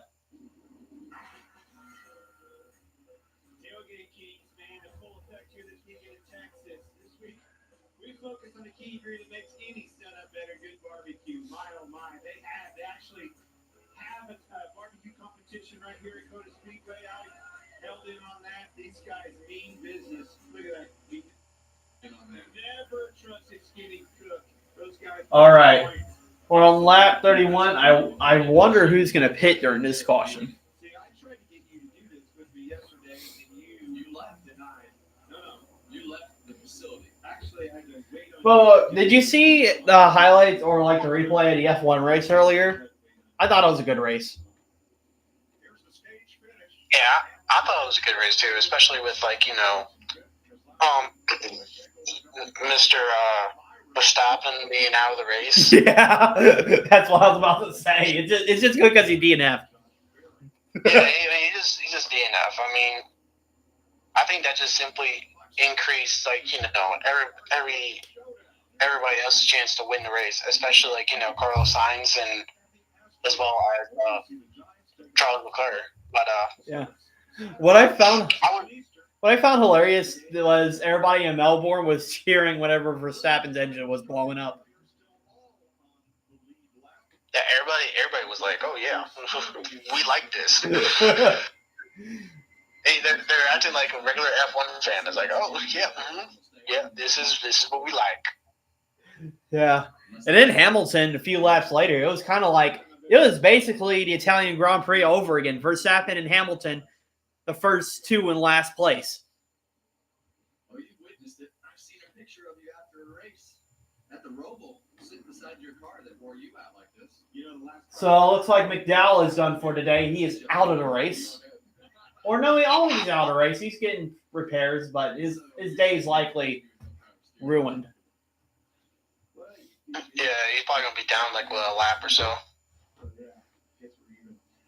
But the good news is it takes a long time for these cars to get through on this road course. So he has a little bit of time to fix that, whatever issue he has.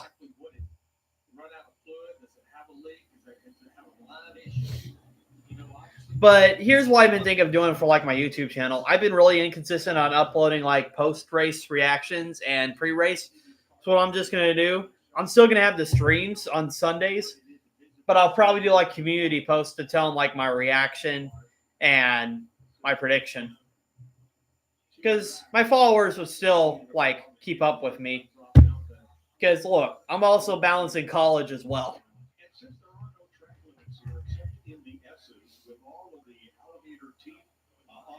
So yeah, I'm mainly just going to be doing the streams and community posts, which is not bad. I would agree with you on that, Mike.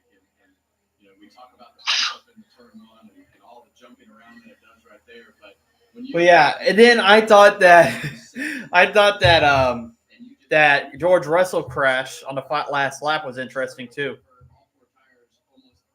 Honestly, for me, I feel like every single time when George Russell crashed near the end of the race, I think he's just simply trying to do more than what is supposed to be done.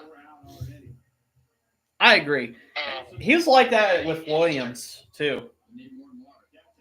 Yeah, but at the same time, like with Williams, he was all the way back. So, I would say 10th or so, or maybe even a little bit further back. So it wasn't really all that supremely bad, except for, you just cost us some money or whatnot. But now that he's in Mercedes, he's in the points. It's costing Mercedes precious points. Like, Mercedes had no points this past race. So yeah, it's true. They haven't done that. They're falling out of the standings. But yeah, they had a double DNF this race. Oh yeah. One thing I would like for NASCAR to do is probably either get more manufacturers into this. Try to see if they can get more manufacturers. Like, I would like to see Honda in this. Well, there have been rumors that they're trying to talk to Honda to join. Yeah, I would like to see Honda in this, as well as Cadillac. Imagine Toyota, Ford, Chevy, Honda, and Cadillac in NASCAR. Yeah. I feel like we're likely to get Honda. I don't think we'll get anything else. Yeah, I don't think you guys want to get anything else. But I'm just saying, just have 5 manufacturers. That way, you can have a manufacturer title race rather than just simply a driver title race. Like the basic and new NASCAR fans will probably be happy about that, but I think the boomers will probably won't like it because they're the ones that dislike Toyota because it's a foreign manufacturer. But they're very useful to the sport and they help out the sport. The more things we get for the sport, the more it helps out. But we got green flag pit stops going on, and it seems like Truex is pitting, so is Larson. Pretty much everybody in the front of the field pitting. We'll see who cycles out to the front after these stops.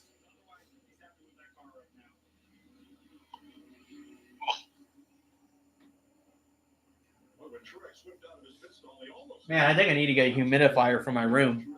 My nose is stuffy.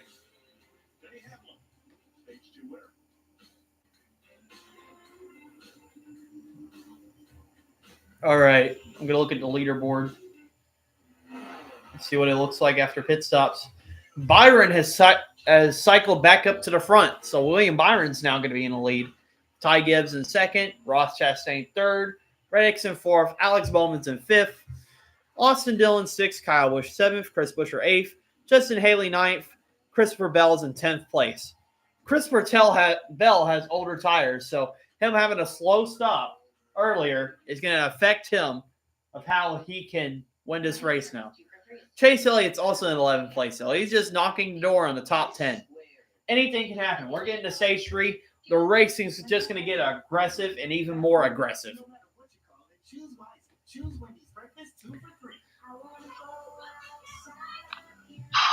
Since a lot of money. I'd say since all these drivers know that it's not a guarantee that we'll get another caution again, they're going to be aggressive on this restart to get as much positions as possible. It took 138 iterations to refine it, but it also took 189. What are they going to do? Because honestly, we haven't had any cautions for an incident yet. We've had like little minor spins and stuff, but the only 2 cautions we had were the stages. Yeah. So it seems like this race is going by pretty fast. Yeah. Over 1 million vehicles sold since 1971. Automotive, Missouri's #1 automotive. The only way they'll throw a caution is if there's like debris on the track. Here, basically. Or if there's like a car stopped. Yeah. So yeah. Now I know this is not motorsport related, but I will definitely say this. I heard that Roman Reigns' theme song, whenever he comes out, has the same beat as Justin Timberlake's song "Cry Me a River," and I can't get that out of my head now. You know what? I'm gonna check that out. That sounds kind of funny. It sounds just like the same. Like the beat is sounding exactly the same. You didn't see that. But if you were an Atlas and could detect things in 0.02 seconds. Cry me. Ever since I heard about it, I cannot get it out of my head. No.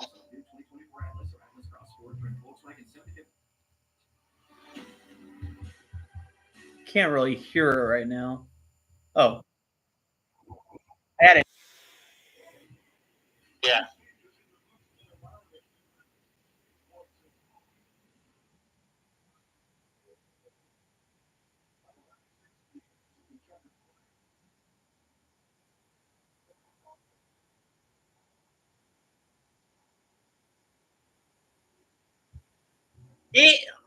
I can see it.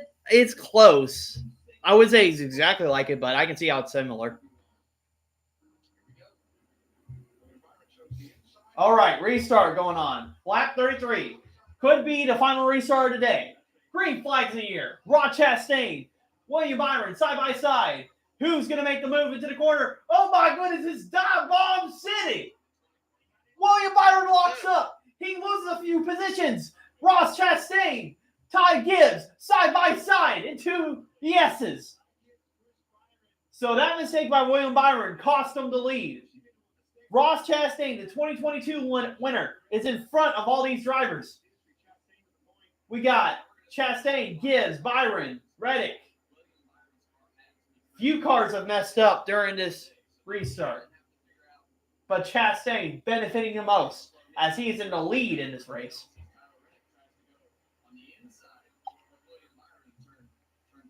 So, man, what a restart.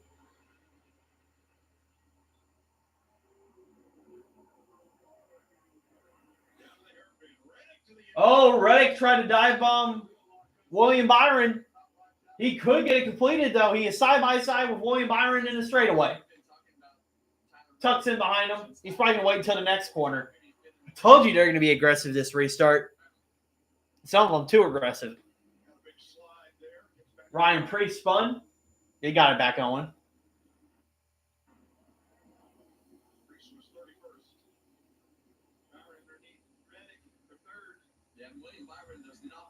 You know, these drivers have the same mentality as me in Formula One league racing.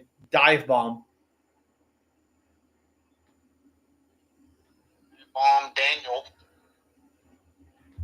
Yep, dive bomb Daniel.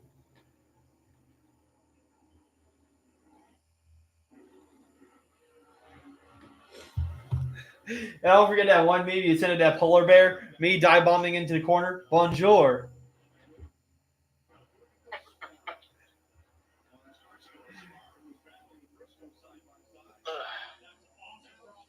Oh wow, Ross Chastain in first.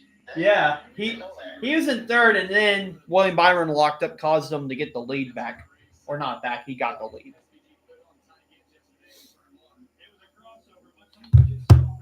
So yeah, we completed a lap, and now Chastain has led his first lap of the day, and now he's in the lead. I honestly hope Chastain doesn't win because someone ahead of me picked him, so that would hurt me in the points. I need Chase Elliott to get a few positions so I can get some points. I would like to see I want to say I keep saying Ty Gibbs. Is his name Ty Gibbs? Yeah, his name is Ty Gibbs in second place. Yeah, okay. Actually, I was thinking Josh Gibbs instead of Ty Gibbs, but I hope Ty Gibbs at least win the race. That way, at least have one race winner predicted. Yeah. That's a little competition we have. Yeah. And you wouldn't be bad in the championship either. I think you'd be in the top 5 if you can guess him correctly. Yeah.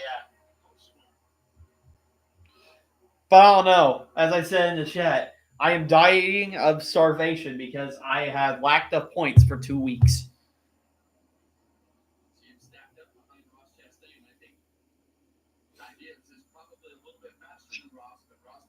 All right.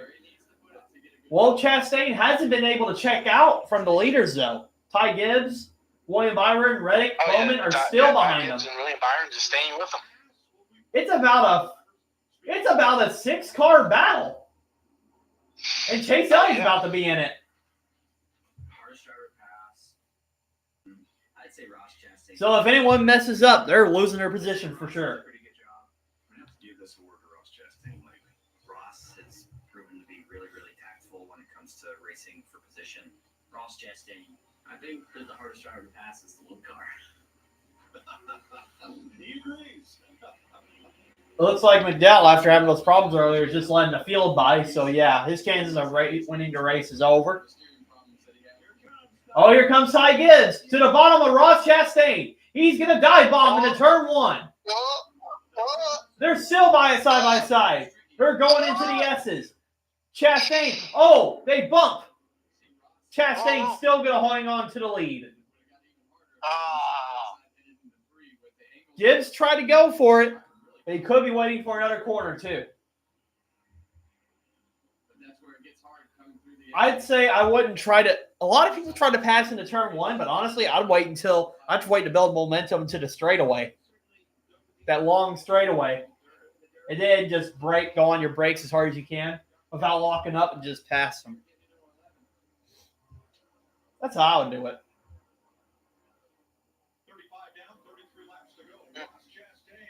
Still not that far behind Chastain. Uh-oh. You better not be going to commercial break. This was an interesting battle for the lead. Fox, don't do this. Don't do this. They need their commercials. Please. Oh, my gosh. They went to commercial. Not even the side screen. They need their ad revenue. Oh, my gosh. Right when the battle was good, they're like, let's play a commercial.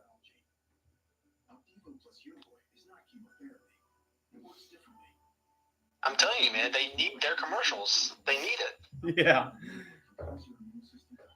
But yeah, I mean, usually road course races aren't as long. I think we're already close to halfway, and we were only like an hour and a half into this stream.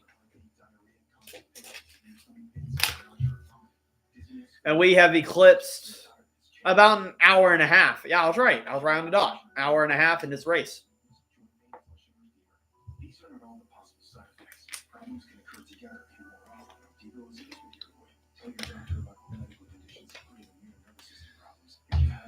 So, man, getting interesting. What will be interesting, I wonder what's going to happen during green flag pit stops. Who's going to mess up on pit road? Who's going to take advantage? Who's going to split strategies? Who's going to have the best one?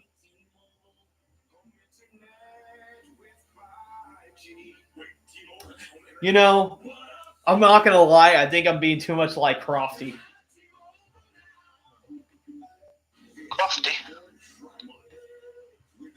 I'm getting excited yelling every time there's like a huge pass. And there's the pass to the lead. Oh, loud. I just won't forget, I think it was like a couple years ago, where he just screamed out loud, "Through goes Hamilton!" I think it was last season where he screamed out, "And through goes Hamilton!" But that was a good call, though. That was a good call. Yeah. No, I think it was That was 22. Because I remember Britain being kind of boring last year. Because I was watching that race. Because I remember that race. Verstappen was doing well that race. And then he was in a championship battle with Leclerc. And he messed up in like the S's. It kind of messed up his car. And then Sainz took the lead. And it was basically a battle between Sainz, Leclerc, and Hamilton. And Perez. And then when he got to the restart, of course, Ferrari messed up on the strategy. And Sainz went for his own strategy. And that's why he won. And then they had that 3-wide battle between Leclerc, Hamilton, and Perez. And then he was like, "Through goes Hamilton!" The whole crowd was going nuts. Oh, yeah, the whole crowd. I would probably be going nuts, too. Be like, "Oh!" Yeah. And even in the weak Mercedes, Hamilton still brought that to a podium in his home country. I want to say it was a weak Mercedes. It was a weak Mercedes like from years past, but still. Like, I like how people were saying Mercedes have a tractor. No. Oh, William Byron going for the dive on Ty Gibbs. He's going to complete that pass for second place. But Ty Gibbs crosses him back. But Byron clears him. All right. You're saying? Yeah, like, I don't think that, hold on, I was going to say. I like how people are saying, like, Mercedes are, like, having a tractor. No, Mercedes just don't have a race-winning car. They have a points-finishing car. They don't have a race-winning car. Yeah, exactly. And I just absolutely dislike everybody who's just saying that, oh, Mercedes is not quick. It's like simply saying that, oh, Ross Chastain is not quick, but Ross Chastain is quick. Yeah. It's just that he makes aggressive moves and he wrecks himself sometimes. Exactly. So we're on lap 38. Chastain's first, Byron's second. Ty Gibbs is third. Alex Bowman's fourth. Kyle Busch is in fifth. Chase Elliott's in sixth. Need Chase Elliott to be at first here. Tyler Reddick's in seventh. Chris Buescher's eighth. Christopher Bell ninth. AJ Allmendinger's in 10th place. Shane Van Gisbergen's in 14th.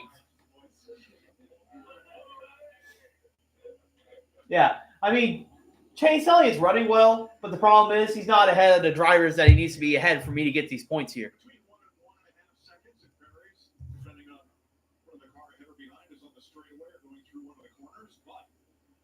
Right now, that passes for what would be a commanding lead.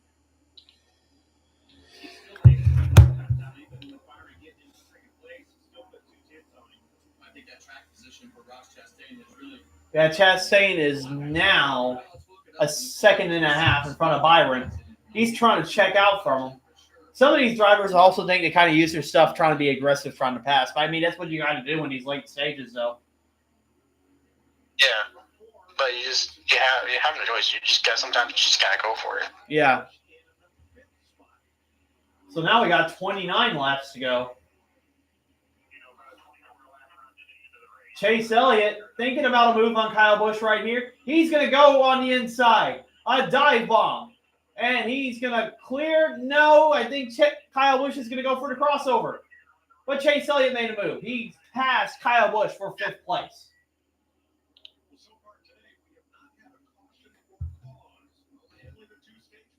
That's going to be big trouble for Chase Elliott. It looked like he went all the way off the racetrack right there. He got trouble in turn 3, and in turn 4, he had to shoot all the way to the right. Uh-oh. Hope Chase Elliott doesn't get in trouble for track limits. He went off the track a little bit. Well, here's the penalty. Watch the number 9. Yeah, the car bounced right there wrong, and he had to correct it to keep it going straight, and just wound up way to the inside. Oh, you gotta be kidding me. You gotta be kidding me. He got a track penalty. Who? Chase Elliott. All because he went off the track in the S's. You gotta be kidding me. You gotta be freaking kidding me. So what is that? Like, does he have like a 5-second time penalty, or does he? No, have he has a drive-through. Yeah, they're strict about this. If you go off the track, you're getting a drive-through. Which honestly, that's fair. It keeps people from going off the track and having to be controversial about it.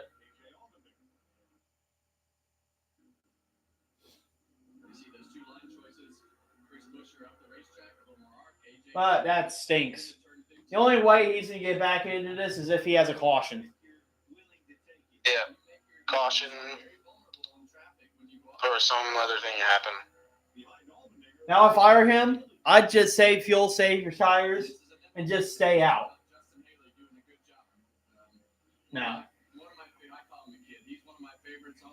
I'm so mad. I am mad. That's the second time this week I had something happen to a driver that I picked.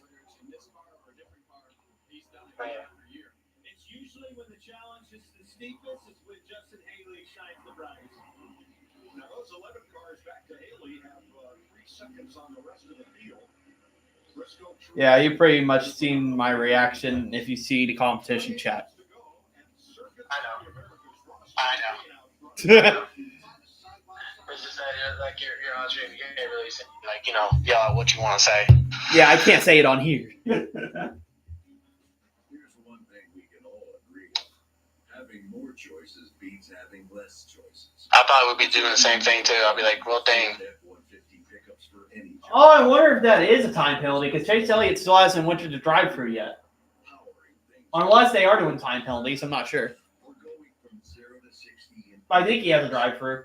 I mean, you're given 3 laps until you have to pit.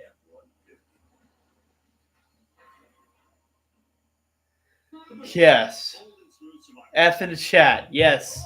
We're putting an F in the chat, guys. F in the chat. Or is it just E in the chat because it's Chase Elliott? Just E. Oh, my God.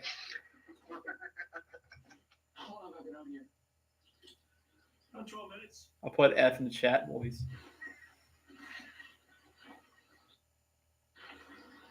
Head for the mountains. Man. I mean, Blaney went for a spin, but he gets it back going. I don't know. Well, the good thing for Chase is it is COTA. Some people may miscalculate the fuel strategy, and they might run out of fuel here. What? So that may cause a caution too.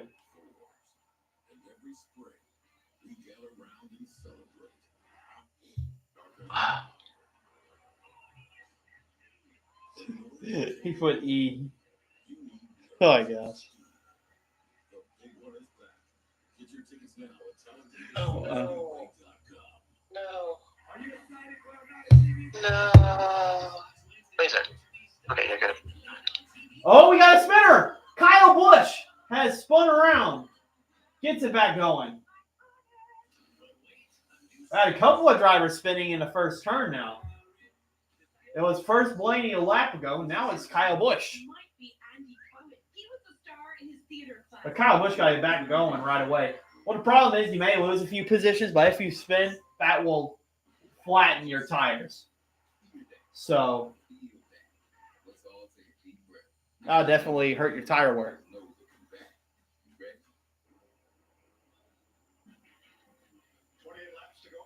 Well, I think like lap 50, they should be doing their last pit stops by like lap 50 or so.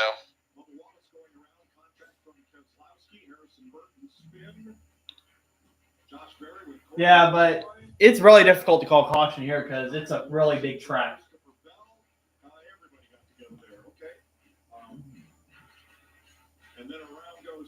The 47 and the 50 step. Blaney locked it up. That's why he spun there.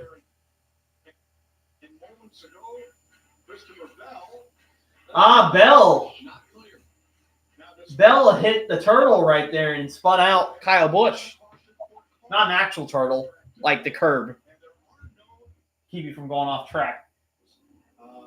Track workers will put out a blue advisory flag if someone spins in an area. Yeah, Chase Elliott did serve his pass through, so he is way behind. Is he like last or something like that? Let's see. I like that.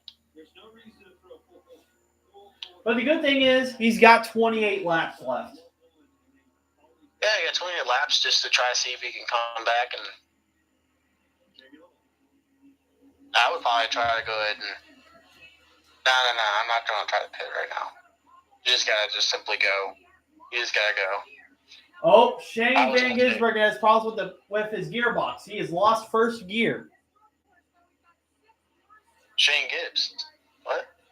The New Zealander, Shane Van Gisbergen, has lost one gear. He's lost first gear. So he can't get Van first gear. Gisberg. Oh, I see now. See, it sounded like you said Gibbs, and I was like, oh no. Yeah.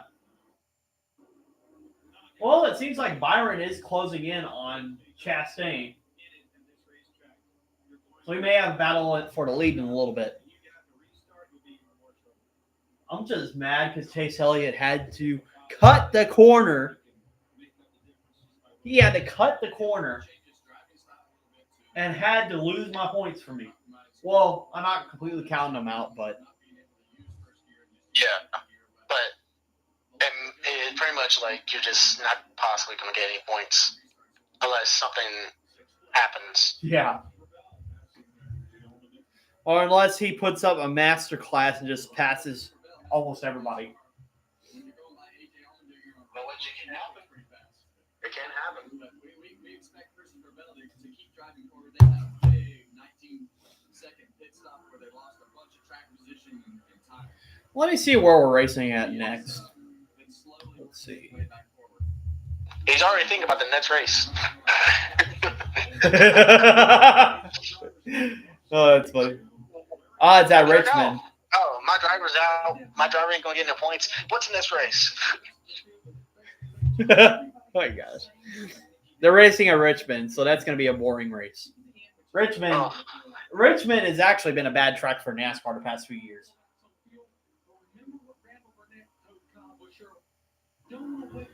That track besides Phoenix is like hecka boring. No, but it's kind of like, whoever can pay more. Oh, William Byron's going for the dive bomb on Ross Chastain. Do it. Crash. Oh, crash. man. Crash. He could not get it to stick, and Chastain's still ahead. He was getting his nose out there, though. He was letting Chastain know, I'm right behind you. He's doing a little poking.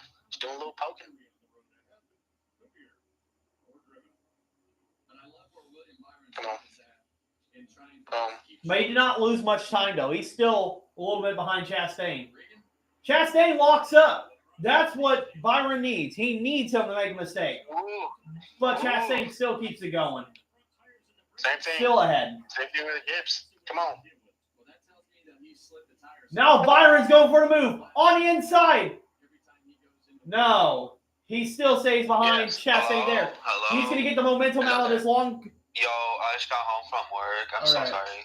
Anyways, that's fine. Chastain's going to I'm be in watching front the of race Byron on my here. phone right now because I can't. My TV's being all gay.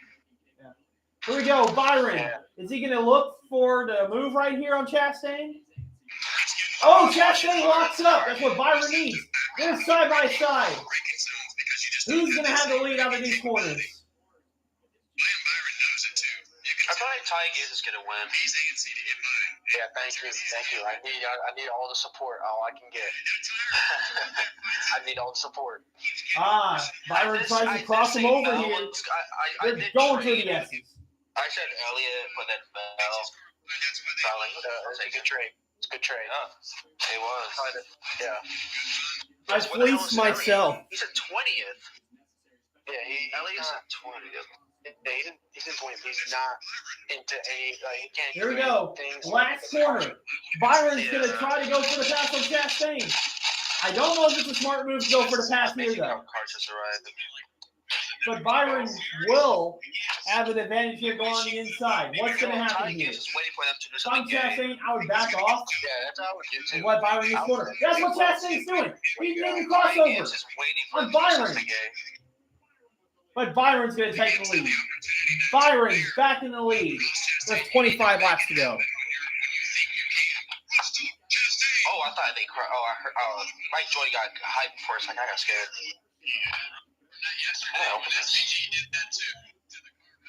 Where's SVJ at? Well, honestly, Chase Elliott's in 19th place, so he's actually not that far behind. Where's SVJ? I don't see him. He's in 15th. SVJ. He's got a gearbox he's issue. 16. He lost. He's at 15. Oh, Kozlowski is fun. But he gets it back on. He's at 15th. Anyway. Oh, Kozlowski.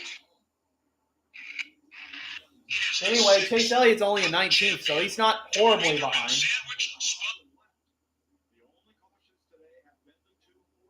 I won't forget that one race at the Charlotte Roval where Chase Elliott literally drove into the tire barriers and still won the race. He needs that today.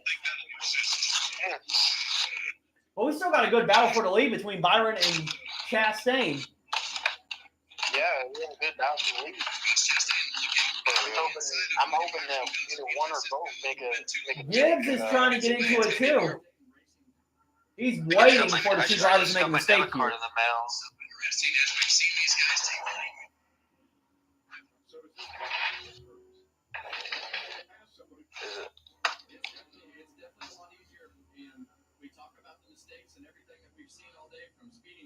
There's no shot that just happened.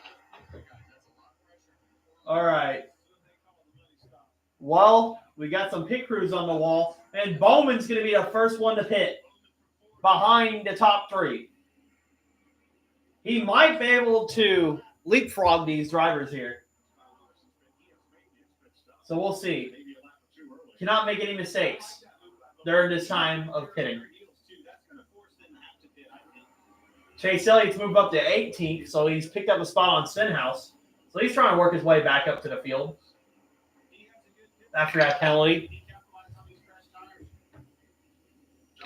Yo, what I definitely need a caution right now. I need a caution. I don't care if I don't care if a Rick Ware racing car stops in the middle of the track. I need a caution.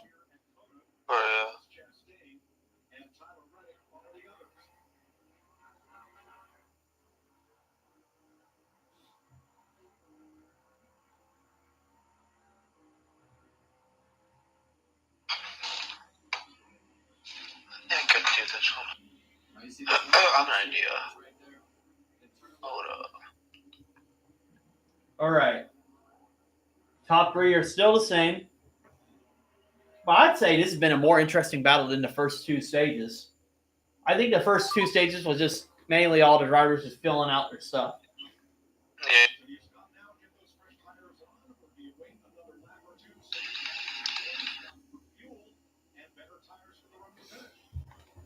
I need 200 of gold. Give me gold. Give me gold. I love gold. So I think Alex Bowman has cycled to 23rd. So after pitting, he's back in 23rd.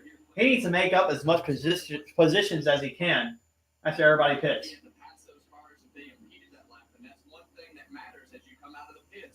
Where do you follow in traffic, and how much do you have to slow down for passes and slower cars? A great point, absolutely. You know what? I wish they show the rest of the cars on track. And the little track marker on the top left corner. That way I can be like, oh, I can see a gap right there. So Ty Gibbs can go ahead and pit early and try to do the undercut. William has a really big gap. Oh, never mind. Bro, I'm telling you, Ty Gibbs is waiting for someone to be game right now. Oh, we got Byron and Chastain pitting. Come on, Gibbs, pit. Let's see. Gibbs. Looks like Chastain got out of his pit road all right. Byron got out. Oh, Byron clearly beats Chastain off of pit road.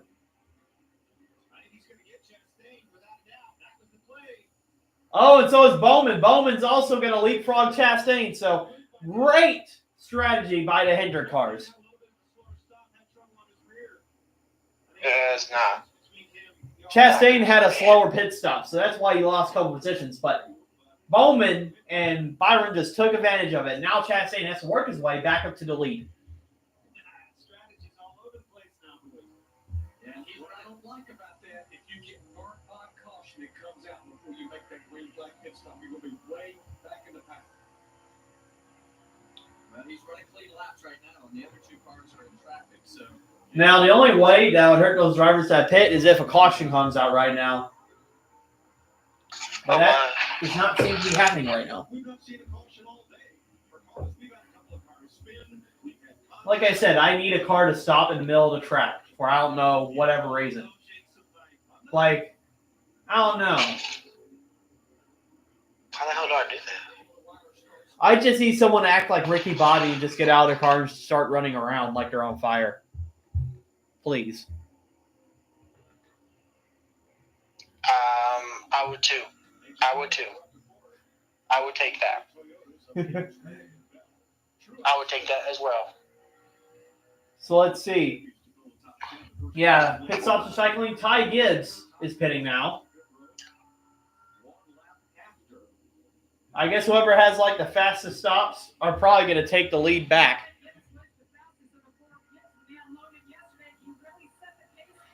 So let's see. Is it going to be a good pit stop here? He basically has Kyle Busch's old pit crew. Reddick is in the lead right now. I might be a little bit delayed.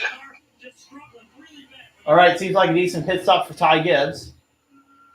Wait, what lap are you guys on? I'm in lap 23. I'm 22 laps to go. Oh, I'm at 23 laps to go. Oh, trust me, I'm like super far behind. Gibbs gets right behind Alex Bowman. Ooh. I don't think that was a bad stop. Oh, come on. He'll have one lap fresher tire than Bowman does. See, Chase Elliott is pit. He cycled to 17th place. Oh, never mind. He's falling even more back. So, yeah. I'm looking forward to the next race. Yeah. I knew it. But there's still 22 laps to go. I wonder if these drivers will have to pit again because there's like 22 laps. That's a long green flag run.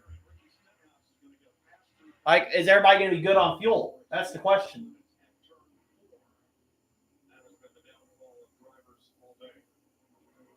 Because I'm sure the drivers that are sitting out right now are probably trying to stretch it so they can pit and they can just go as hard as they can. While the other ones will have to conserve their stuff until the end. Unless we get a caution. His last time was 2:13.10. Alex Bowman was 2:12.28. So they're definitely giving up some lap time here as they run. Compared to who we think will be here. Here they come. Okay, here goes Tyler Reddick pitting.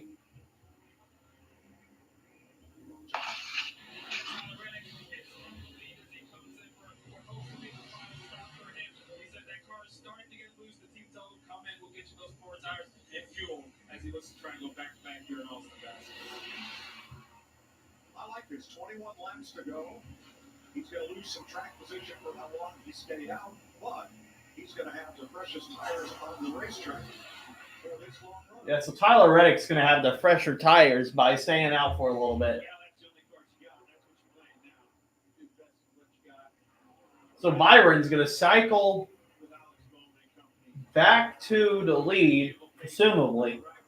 We still have Bell, Truex, Van Gisbergen, Hamlin, Blaney still yet to pit.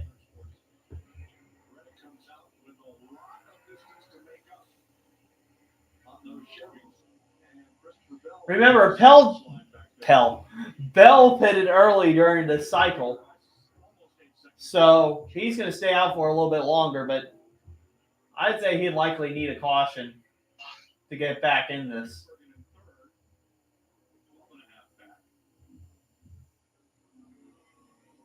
Just how slow they have to go, and this car does not have first gear, so you're here really lucky off the corner.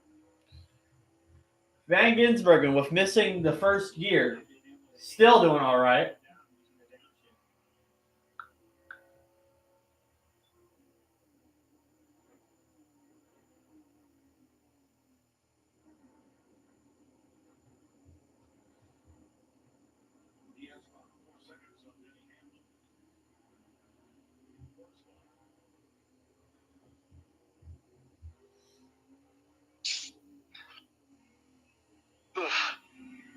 Christopher Bell's lap times, not the equal of William Byron's. He's about 1 second slower, but 20 seconds ahead of Byron with 21 laps to go right now.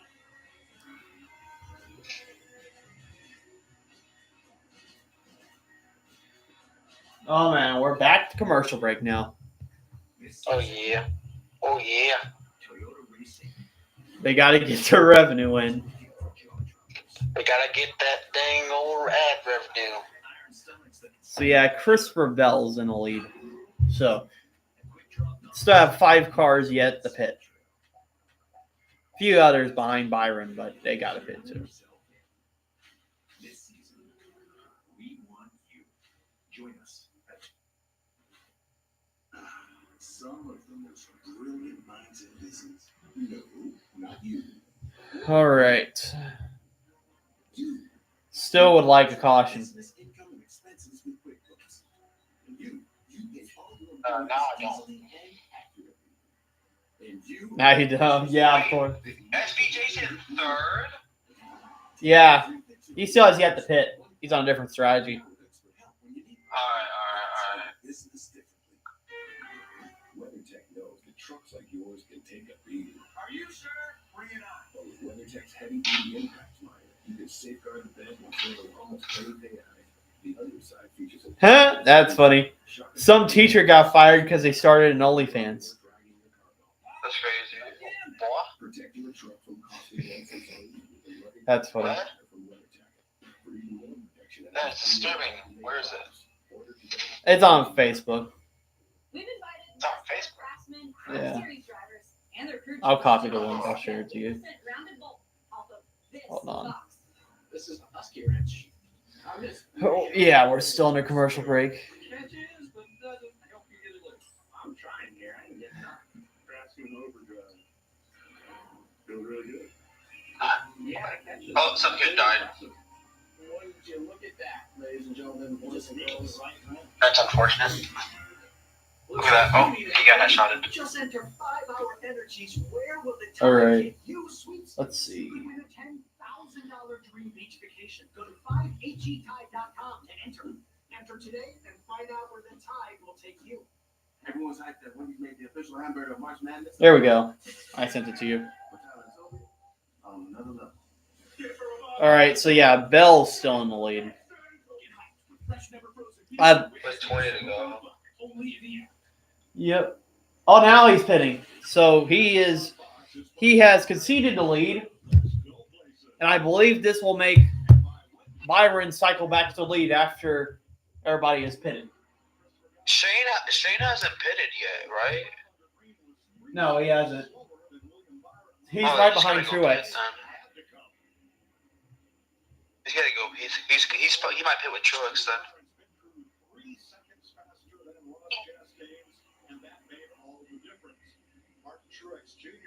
That's what he's doing off-road driving. Come on, where's Chase Elliott at? He's in 23rd, right behind Joey Logano. Still a long race to go, though. It's a long way around Coda. 20 laps to go. Like that's a lot for this track. Yeah, a lot for the tires. But dude, this is crazy. That is crazy. That is crazy.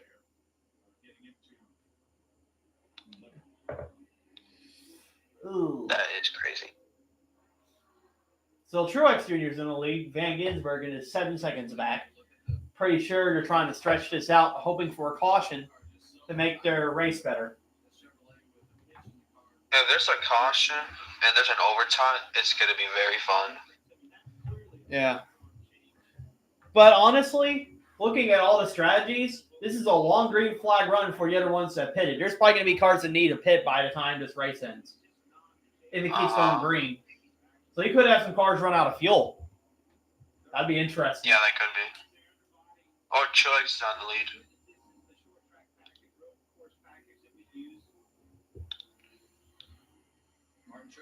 Muscular intrigue. So Truex has stayed out another lap. I'm pretty sure at this point they're just hoping for a caution. Yeah, I think everybody. Denny Hamlin is pitting now. See Denny Hamlin's crew go to work. SVG's in. Should be the last pit stop for these guys. Will be the last pit stop unless something happens.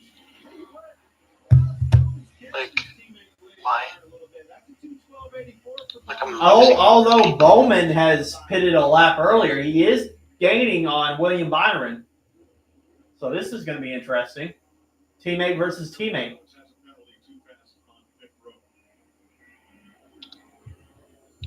I just really don't want to join.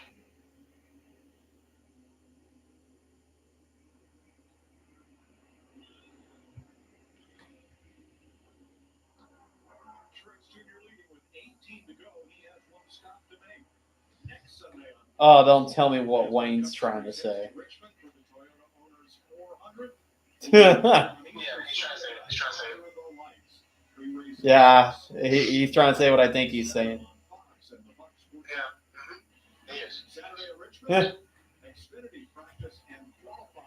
He's definitely not going to say he's putting clothes on.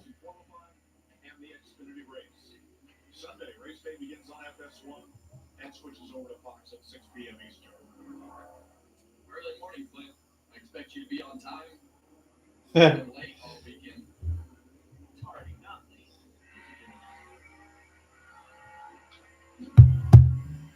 I'm back. I pretty much made my mind who I'm going to pick the next race, but you'll have to wait until the race ends to figure that out. Yeah. Yeah, so that trade pretty much gave you 1 point so far. Old Chastain's making a move on Ty Gibbs. No, that's not Ty Gibbs. That's Tyler Reddick. They're still battling for 6th place. Truex is finally pitting. He's finally conceded the lead.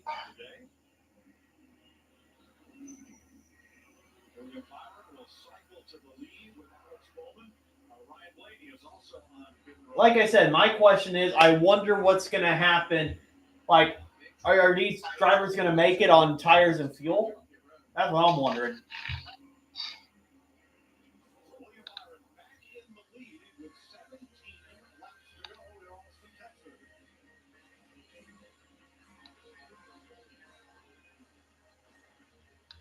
Oh, man. And we're on another commercial break. More revenue. Yeah, more ad revenue to be added onto this. What's up? You know they would call NBC nothing but commercials. But I wonder we should give a new name for Fox. Wait, is Richmond? Yeah, you're right. Yeah, Richmond is on FS1 or in regular Fox. Let me see, Richmond. I got the schedule pulled up. NASCAR schedule, Richmond. Trelegy may increase your risk of thrush, pneumonia, and osteoporosis. Call your doctor if worsening breathing, chest pain, mouth or tongue swelling, problems urinating, vision changes, or eye pain occur. Kobayashi. Here we go. Television listings. Yeah, just pay whatever you want. Pay me whatever you want. Thank you. I can do it now, ladies and Okay. gentlemen, boys and girls. I am now a king.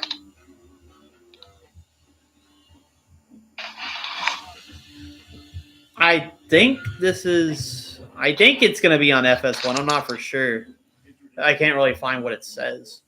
Ford F-150. Tough this smart can only be called the F-150. But yeah, that ad revenue. But Chase Elliott's in 15th place, so he is making his way back up the field.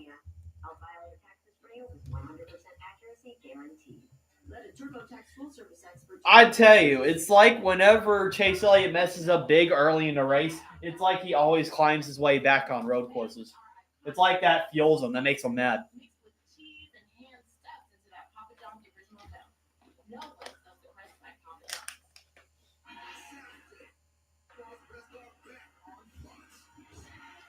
Baseball's starting up again. Thursday's a home opener. I can't get myself into baseball though. I mean, I only watch it whenever the Cardinals are doing well or during the playoffs. Because So you they're in mean St. the Louis. last time you watched it was back when Albert Pujols was in St. Louis? Yes, and they completely sold whenever they were facing the Phillies.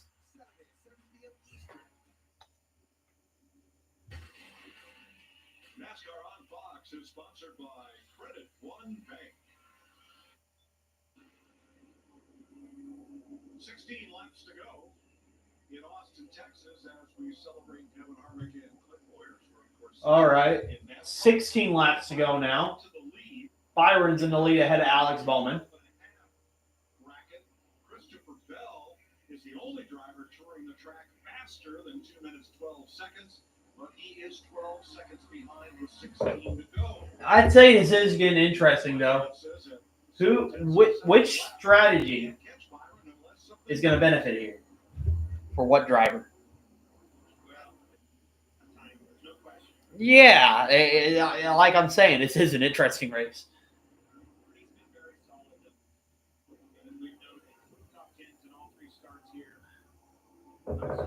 I'll say this, I got a bony butt. My butt's hurting sitting down. Sounds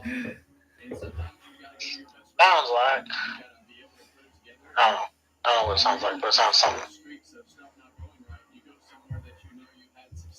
All right. So yeah, I'll give you. Oh, Kamui Kobayashi has spun in the 50 car. Again? Second time he's spun, but he gets it back going. Come on, I want someone to flatten their tires and just stay on the track to cause a caution, please. Just simply go straight on from turn one. Yes. Well, let's see. Keselowski got into Kobayashi. Yeah, Keselowski's just terrible at road courses. Oh, and then Josh Berry got into him too. Just simply just don't have any brakes and send them launch it into the freaking.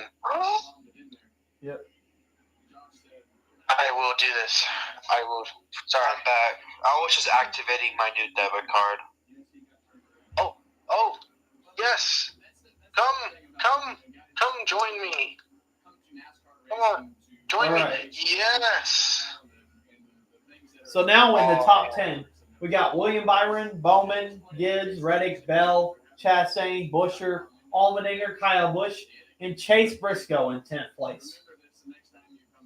Elliott's only in 12th place, so he's made his way back up. He's went past quite a bit of cars.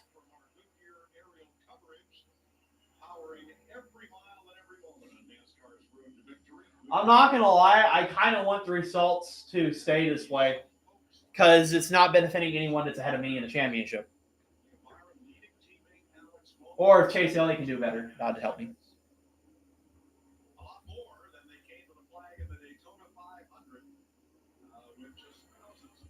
Oh, yeah. Oh, yes. Yes. Yeah. All right. So, yeah, they only completed one lap, and I said 16 laps to go earlier. So, 15 laps. That's basically like 100 laps at Bristol. That's how long this is. From the drop of the green flag, William Byron has said, "Hey, you guys are wrong." Well, that's what we know about NASCAR. It's the only thing that I can say is consistent. There's always that left hook coming from somewhere, somehow. And in that I like how they went to the shortest track on the schedule last week to one of the longest tracks on the schedule this week. It throws off people. They're like, oh man, if you're a casual viewer, you're like, oh man, this race is going to go by really quick. Man, these laps are slow. Oh yeah, because like 2 minutes and freaking was it 15 seconds? Is it for every single lap? Yeah. I knew I had to wait a long time. It was over a year until I got back in something, but I just was in love with it.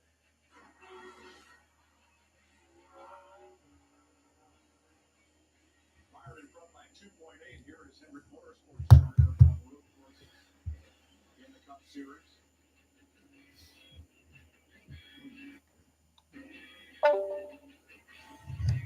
Did I get logged out of Discord? A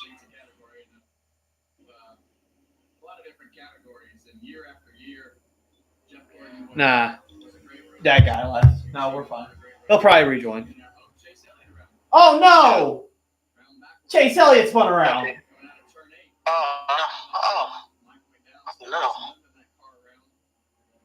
No, another one. I think he got into it with Michael McDowell. Jason 17.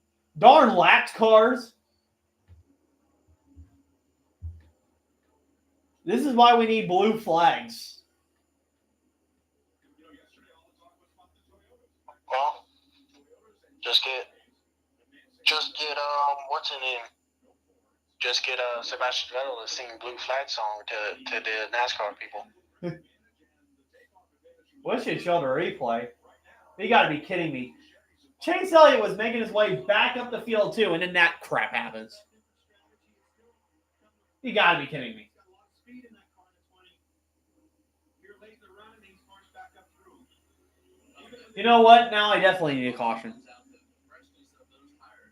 Yeah, now you definitely need a caution. I don't know. I would like a caution, but also at the same time, I don't.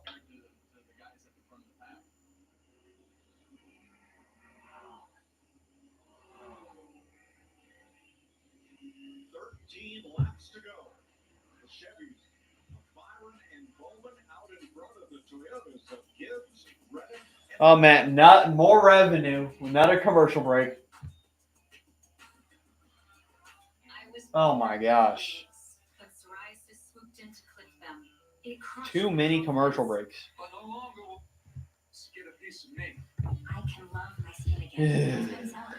Only Gonzalez targets and blocks IL-17A plus F to calm inflammation. I can control my plaques and start getting myself back. Gonzalez helps adults with moderate to severe psoriasis. Let's see, I'll look at the leaderboard. He only fell back a few positions, but that's going to hurt your tires when you spin. Oh yeah. Dare to wear black again, from head to toe. Most people got 100% clear skin. He's in 16th. He was 12th when he spun. Suicidal thoughts and behavior, infections, and lowered ability to fight them. Liver problems, All right. inflammatory bowel disease have occurred. Tell your doctor if these happen or worsen, or if you've had a vaccine or plan to. Start to get yourself back with Gonzalez. Ask your dermatologist about You know, I'm kind of shocked no one picked Byron this competition. I know. What about that lady that owned that second love and fire? Yeah. In the absolute love Byron. Like, I'm surprised she didn't even chose him. Yeah. Right now, you would actually get all the first. No one picked Byron or Bowman, so you'd actually be getting all the points right now. Turn your tax refund into a U-Fund with Straight Talk Wireless. Yeah, I think I might be jumping somebody here. And then Frank would be getting 5 points. And then that guy I traded with is going to get points. Man, I should have kept Christopher Bell. I mean, you never know. Yeah, next time I'm going to save every single time say that, this trade has been the best trade. This is the only trade that ever happened on this. Yeah. Wait, how did I get 1 point? Yeah, wait. yesterday. Did he like qualify in the top 3? Yeah, he did. Oh, okay.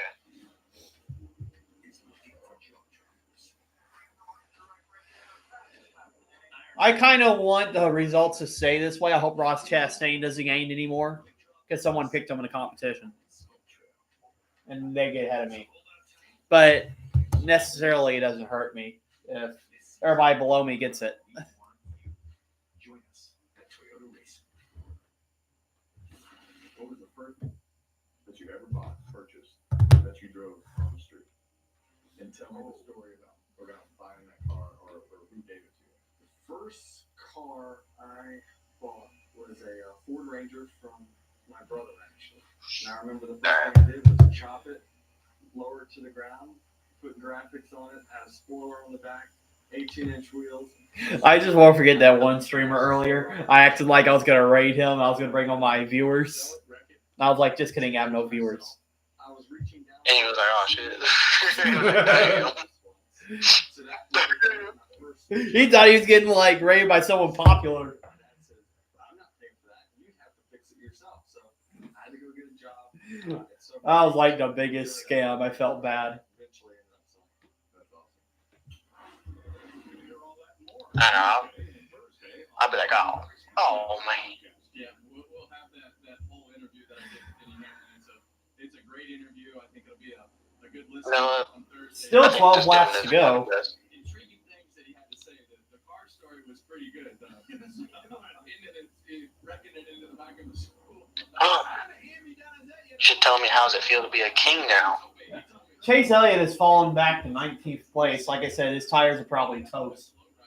But he wanted to be in one of the magazines, and he got a little clip in one of the magazines and spent his whole first paycheck. It's only a couple drivers one lap down, and then there's others out of the race. At least it's like that. Christopher Bell has passed Tyler Reddick, though.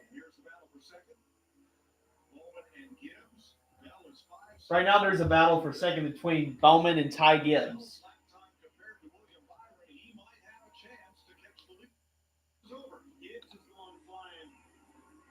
Gibbs is hungry for his first win ever in the Cup Series. He's trying his best to close in. 1 second faster than William Byron, and I think that was part of the strategy. Oh, But boy. something also tells me, too, Byron could be saving his stuff while they're all behind. Have a distinct advantage with the pressure tires. Well, to that point, Oh, I have to probably be done because I gotta go take care of the pups. All right. All right, but yep. All right, See ya. all right. See you, man. Hopefully, I'll be back by then, but back by the end of the race. But I don't think so. So see ya. See ya. Oh, man, it's only me now. Go quick right now. As soon as he gets to him, he's going to have to do something with that 48 car of Alex Bowman. And the other question is, okay, William Byron sees his lead. How much is he just trying to take care of his car and pace himself? He's really cutting into this. Right to the right bumper up 48. Where is he setting it up? From the top of the hill and turn on. That's the next passing opportunity to try to narrow this gap up as much as you can. Set him up at the top of the hill. It may not happen this time. Well, the hard part with everything that happens, the closer you get, the All right. harder it is to go by the car. We still got 11 laps to go. You got to have a pretty timely opportunity to get where you need to be, or a lot better car. But you can see Alex Bowman's car wiggle around there on the exit, and that's where the Gibbs cars are strong. About 3 or 4 car lengths between Bowman and Gibbs for second place. 10. So now we're in the final 10 laps. A lot of laps around here.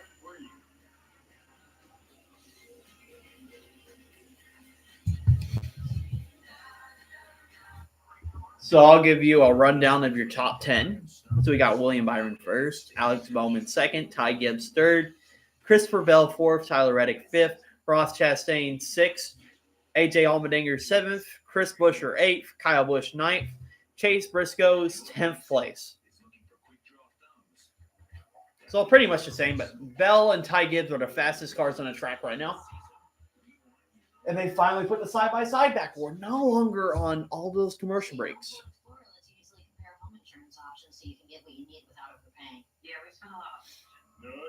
Yeah, at this point, Chase Elliott's not doing well. His tires are, they're cooked. Well then, let's see if we can save you some money with Progressive. Guess how much I actually paid for this fireplace? $23. Bills and labor. Just ignore it. Can't really give you all a recap that happened, but I have to say, a few cars spun, a few didn't. Some are back because of penalties. Some aren't because they just keep messing up. But it's mainly either been Byron, Bell, Gibbs, or Reddick that's been in the lead today. Chastain led for a little bit. So we're under commercial break right now. I can see what's on the side. I wonder where Van Gisbergen's running. He's in 22nd. Gearbox issue should be affecting him. Oh, is that someone? Oh, that's McDowell. He's pitting. He's probably taking that to the garage.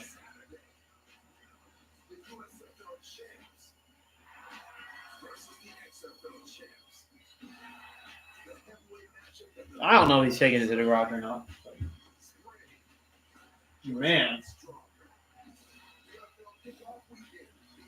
Bowman and Gibbs are trying to hunt down William Byron, but not sure if he'll get there in time.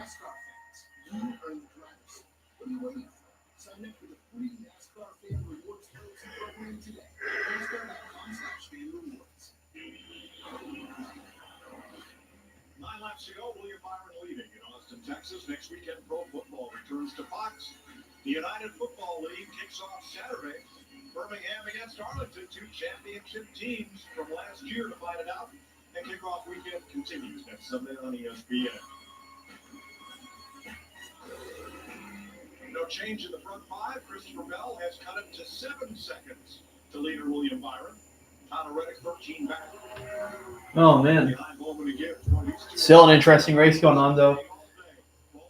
We are 9 laps to go now. It's about 3 minutes per lap. We got 9 laps left. 3 times 9 is 27, so the race is probably going to be over in about 27 minutes. Or it's about 2 minutes, so probably 18. That's my time estimate. As he gets towards the end of the lap, misses the apex again.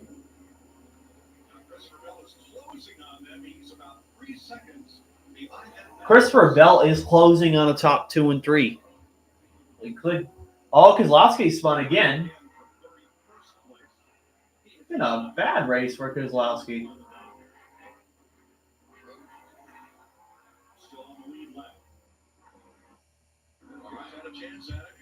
They are closing the gap, though.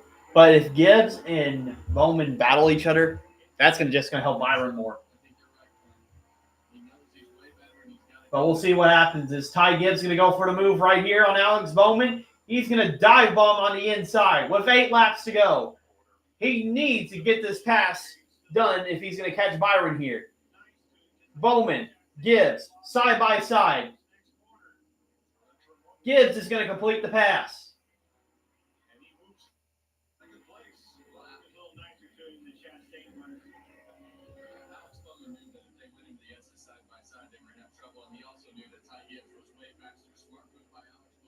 All right. So we got a race now. Ty Gibbs is trying to run down Bowman. He has lost a few tenths of a second, though, by passing Bowman in the S's, but should try to make that back because he's got the better car, it looks like.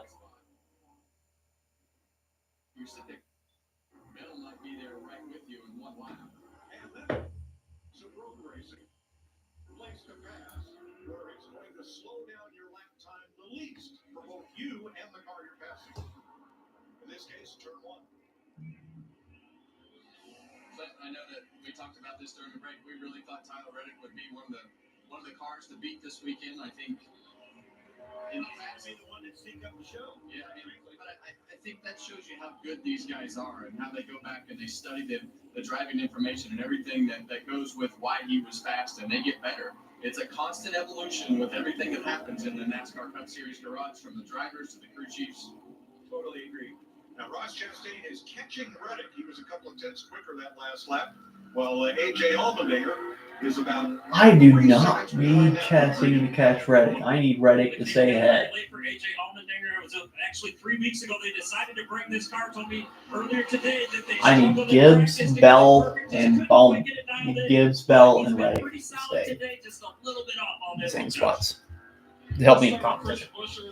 Anyways, 8 laps to go. Byron's still in the lead, 3 seconds ahead of Gibbs.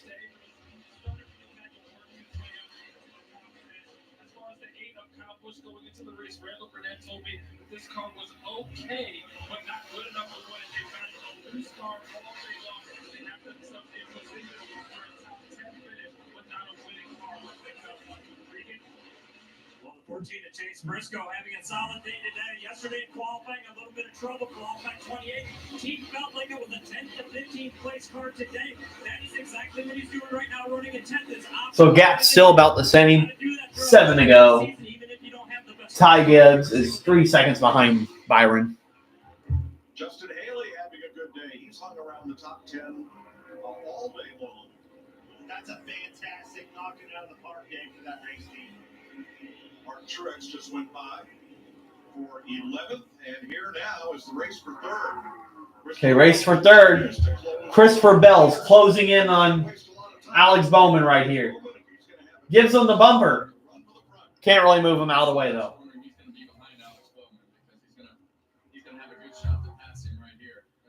Oh, man. I either want a caution to help Chase Elliott or to stay this way. And Chastain not pass anyone.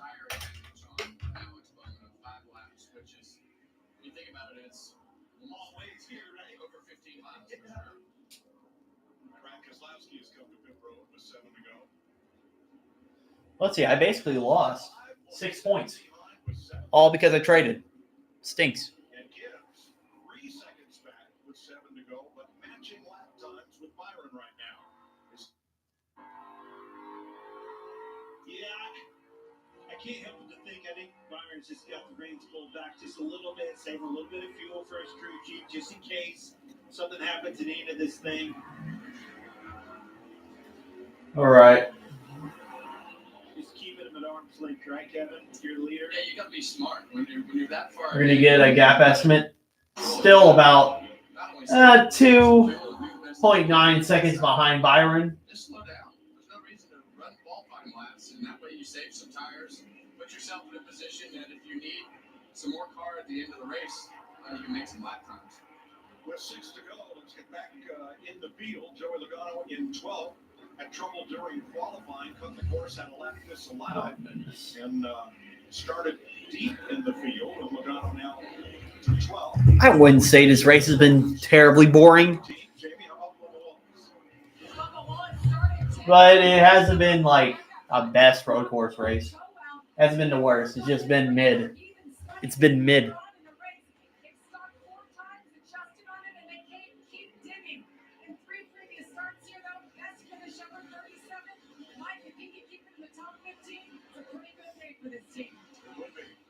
Behind him, Kyle Larson, who had a spin earlier in the race. Again, no cautions for anything other than the 2-stage race. But here is Larson in 16th place.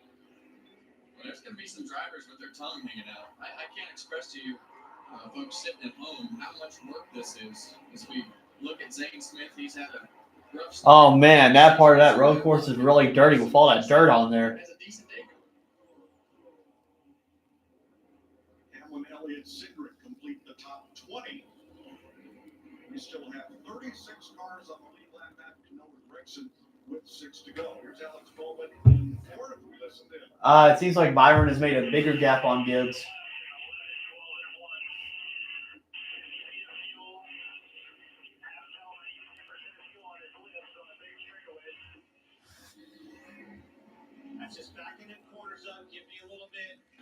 Let that thing roll off in there a little bit farther before you downshift. Some people saving fuel, some aren't, but Allmendinger and Chastain are battling for 6th place. Allmendinger does make the pass on Chastain. I need that. So he was among the leaders, the first one, and he's a lap sooner than the guys that he's racing around currently. So it's a long ways around. It's 3.4 miles around this racetrack. So it's a long ways to make one lap. So Allmendinger up to 6th. Chevys 3, Toyotas in the top 7 spots, and Buescher's 4. Is everyone going to be good on fuel? That's the question. There's 35 drivers on the lead lap. That they love to hear this. William Byron's probably the only one who does not. If you look at the last 2 years here in the era of the Gen 7 car at Austin, Texas, the last caution came average lap 66. 2 to go, and both races ended in overtime finishes.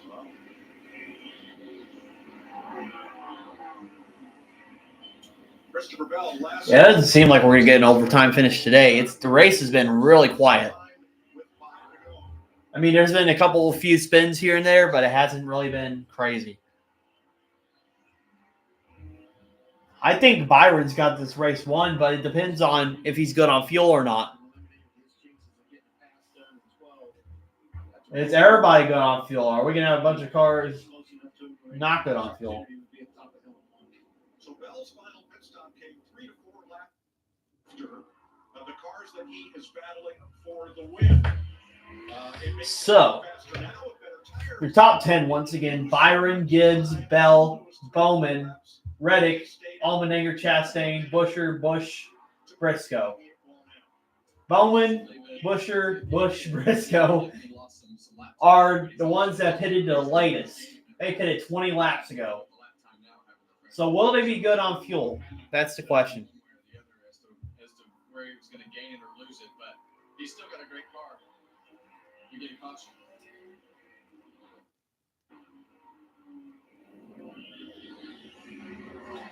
Byron's checked out to about 4 seconds. Then the race leader. Well, he actually said 2 3/4 seconds. So you think about that, look over there at the lap times and how far he's behind. That would definitely put him in second, a lot closer to William Byron right now. Pit stop. Bell seems like he has the fastest car, though. 4 laps to go. He's not saving anything. What you guys talked about in my William Byron's pit crew, these guys right here, 3 seconds faster than Ross Chastain. That got them back in the lead. But how about the guy on top? Rudy Fugel brought a car so good. No adjustments have been made today. This pit crew. Oh, I think a spin happened right in front of Byron. He had to check up there. Noah Gragson went for a spin.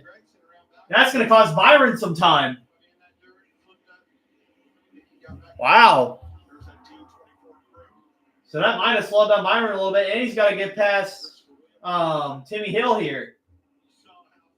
It's not being made easy for Byron here.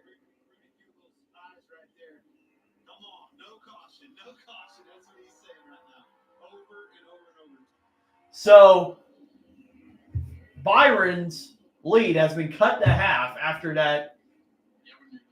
Gragson spinning in front of him. It was 4 seconds. Now it's 2.5. We got a race still.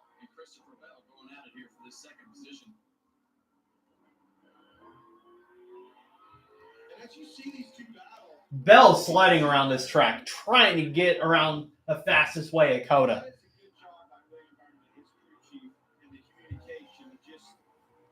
Save enough, keep them at arm's length, but save me some fuel in the meantime, and we'll tell you the lap times, and they're doing a great job of that. Keep these reins pulled back just a little bit, just in case. That's got to be frustrating for Christopher Bell. This is going to be the slowest lap he has run since his pit stop. Well, that's that traffic we talk about. It just when you get right there and you can't take the momentum and get by. All right. 3 laps to go now. Gibbs is still 2.5 seconds behind Bell. Is Bell going to go for the move on Gibbs, though? Or you'll let Gibbs try to catch up to Bell? exciting because everywhere that you need to get off the corner and put the throttle down, you make a mistake. As I said, I pretty well think Byron's got this race checked out unless we get a caution in the last 2 laps. Again, I think that's just saving a little bit of fuel just in case getting to the end of this thing. But you never know. You got to keep an eye on that. If they're safe, they're doing it for a reason.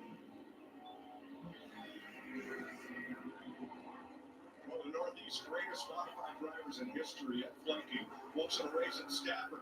Caught the leader easily.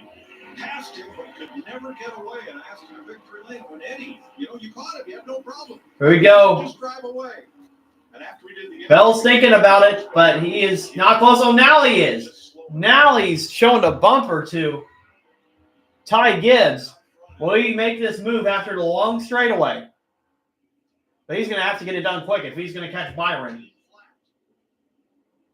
But at this point, the top 2 behind Byron just got to hope that that Byron makes a mistake like Gibbs made here. with 3 to go.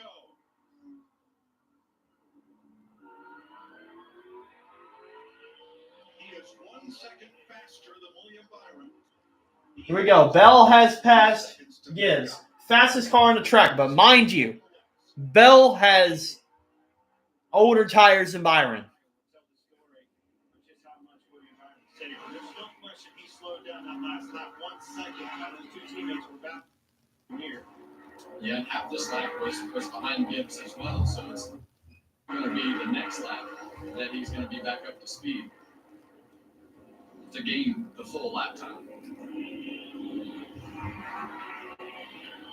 So we got 2 laps to go now. 1 more lap and the race will be official.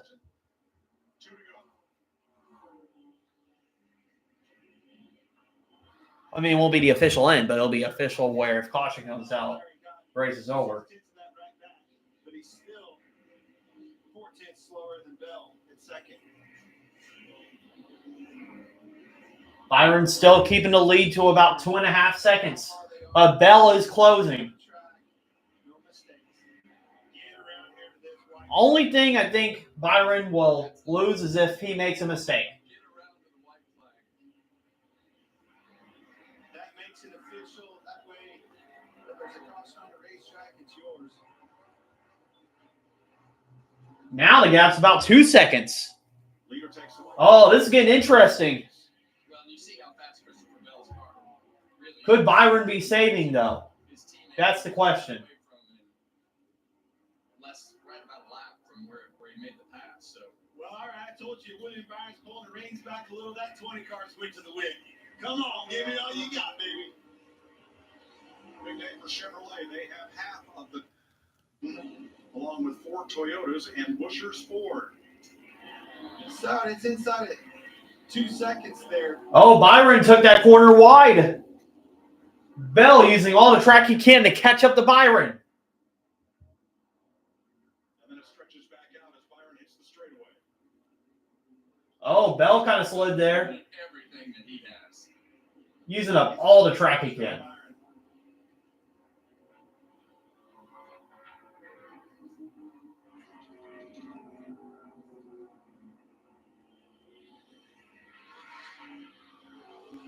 Gap's less than 2 seconds now. Pretty close. Back around to the front straightaway. That would make this race official if they can get another white flag.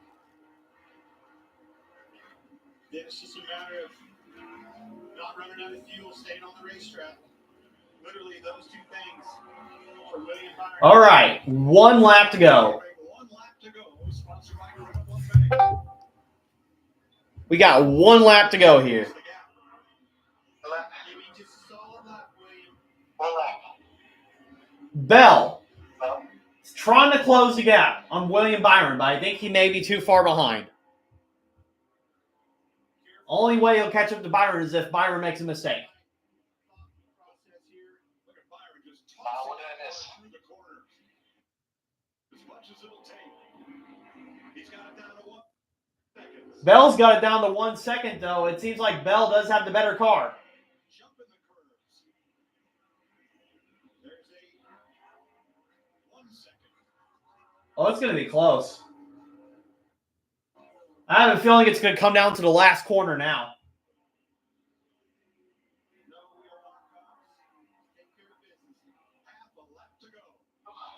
Oh, man. Bell has it down to less than a second. He's closing.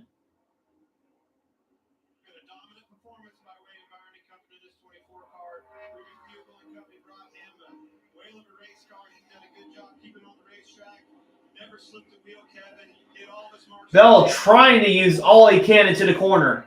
Really showed that speed in qualifying, and he carried that over right to the very first lap of this race to be able. But I don't think it's going to be enough. They've executed on pit road all day. He's executed track, and they've put themselves in position to close this race out with the win.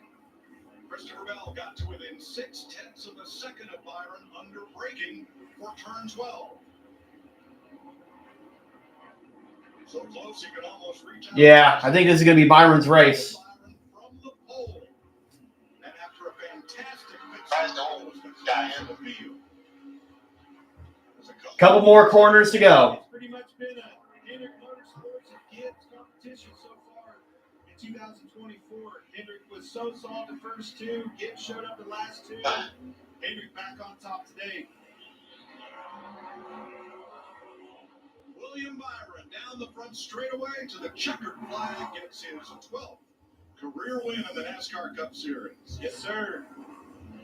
Great day by those guys. Yeah, William Byron's going to take the win here. Bell got it down to a second, but it wasn't enough. Allmendinger clocking in 6. That's a good day for him. Busher bouncing back from a bad starting position in 8. Truex all the way back from that mishap on lap 1 to 10. Kyle Busch recovering from a spin, as did Truex, top 10. And we will finish up here with 34 cars on one lap. Awesome job. That's the way to prepare. That was a good race, though. Bell didn't make it interesting, but he was just too far back. I'm happy that Ty Gibbs got third. I'm happy about that. I sold. I basically sold. I should have kept Christopher Bell. I would have got all the points. Teammates straight a little fade there on the cool down.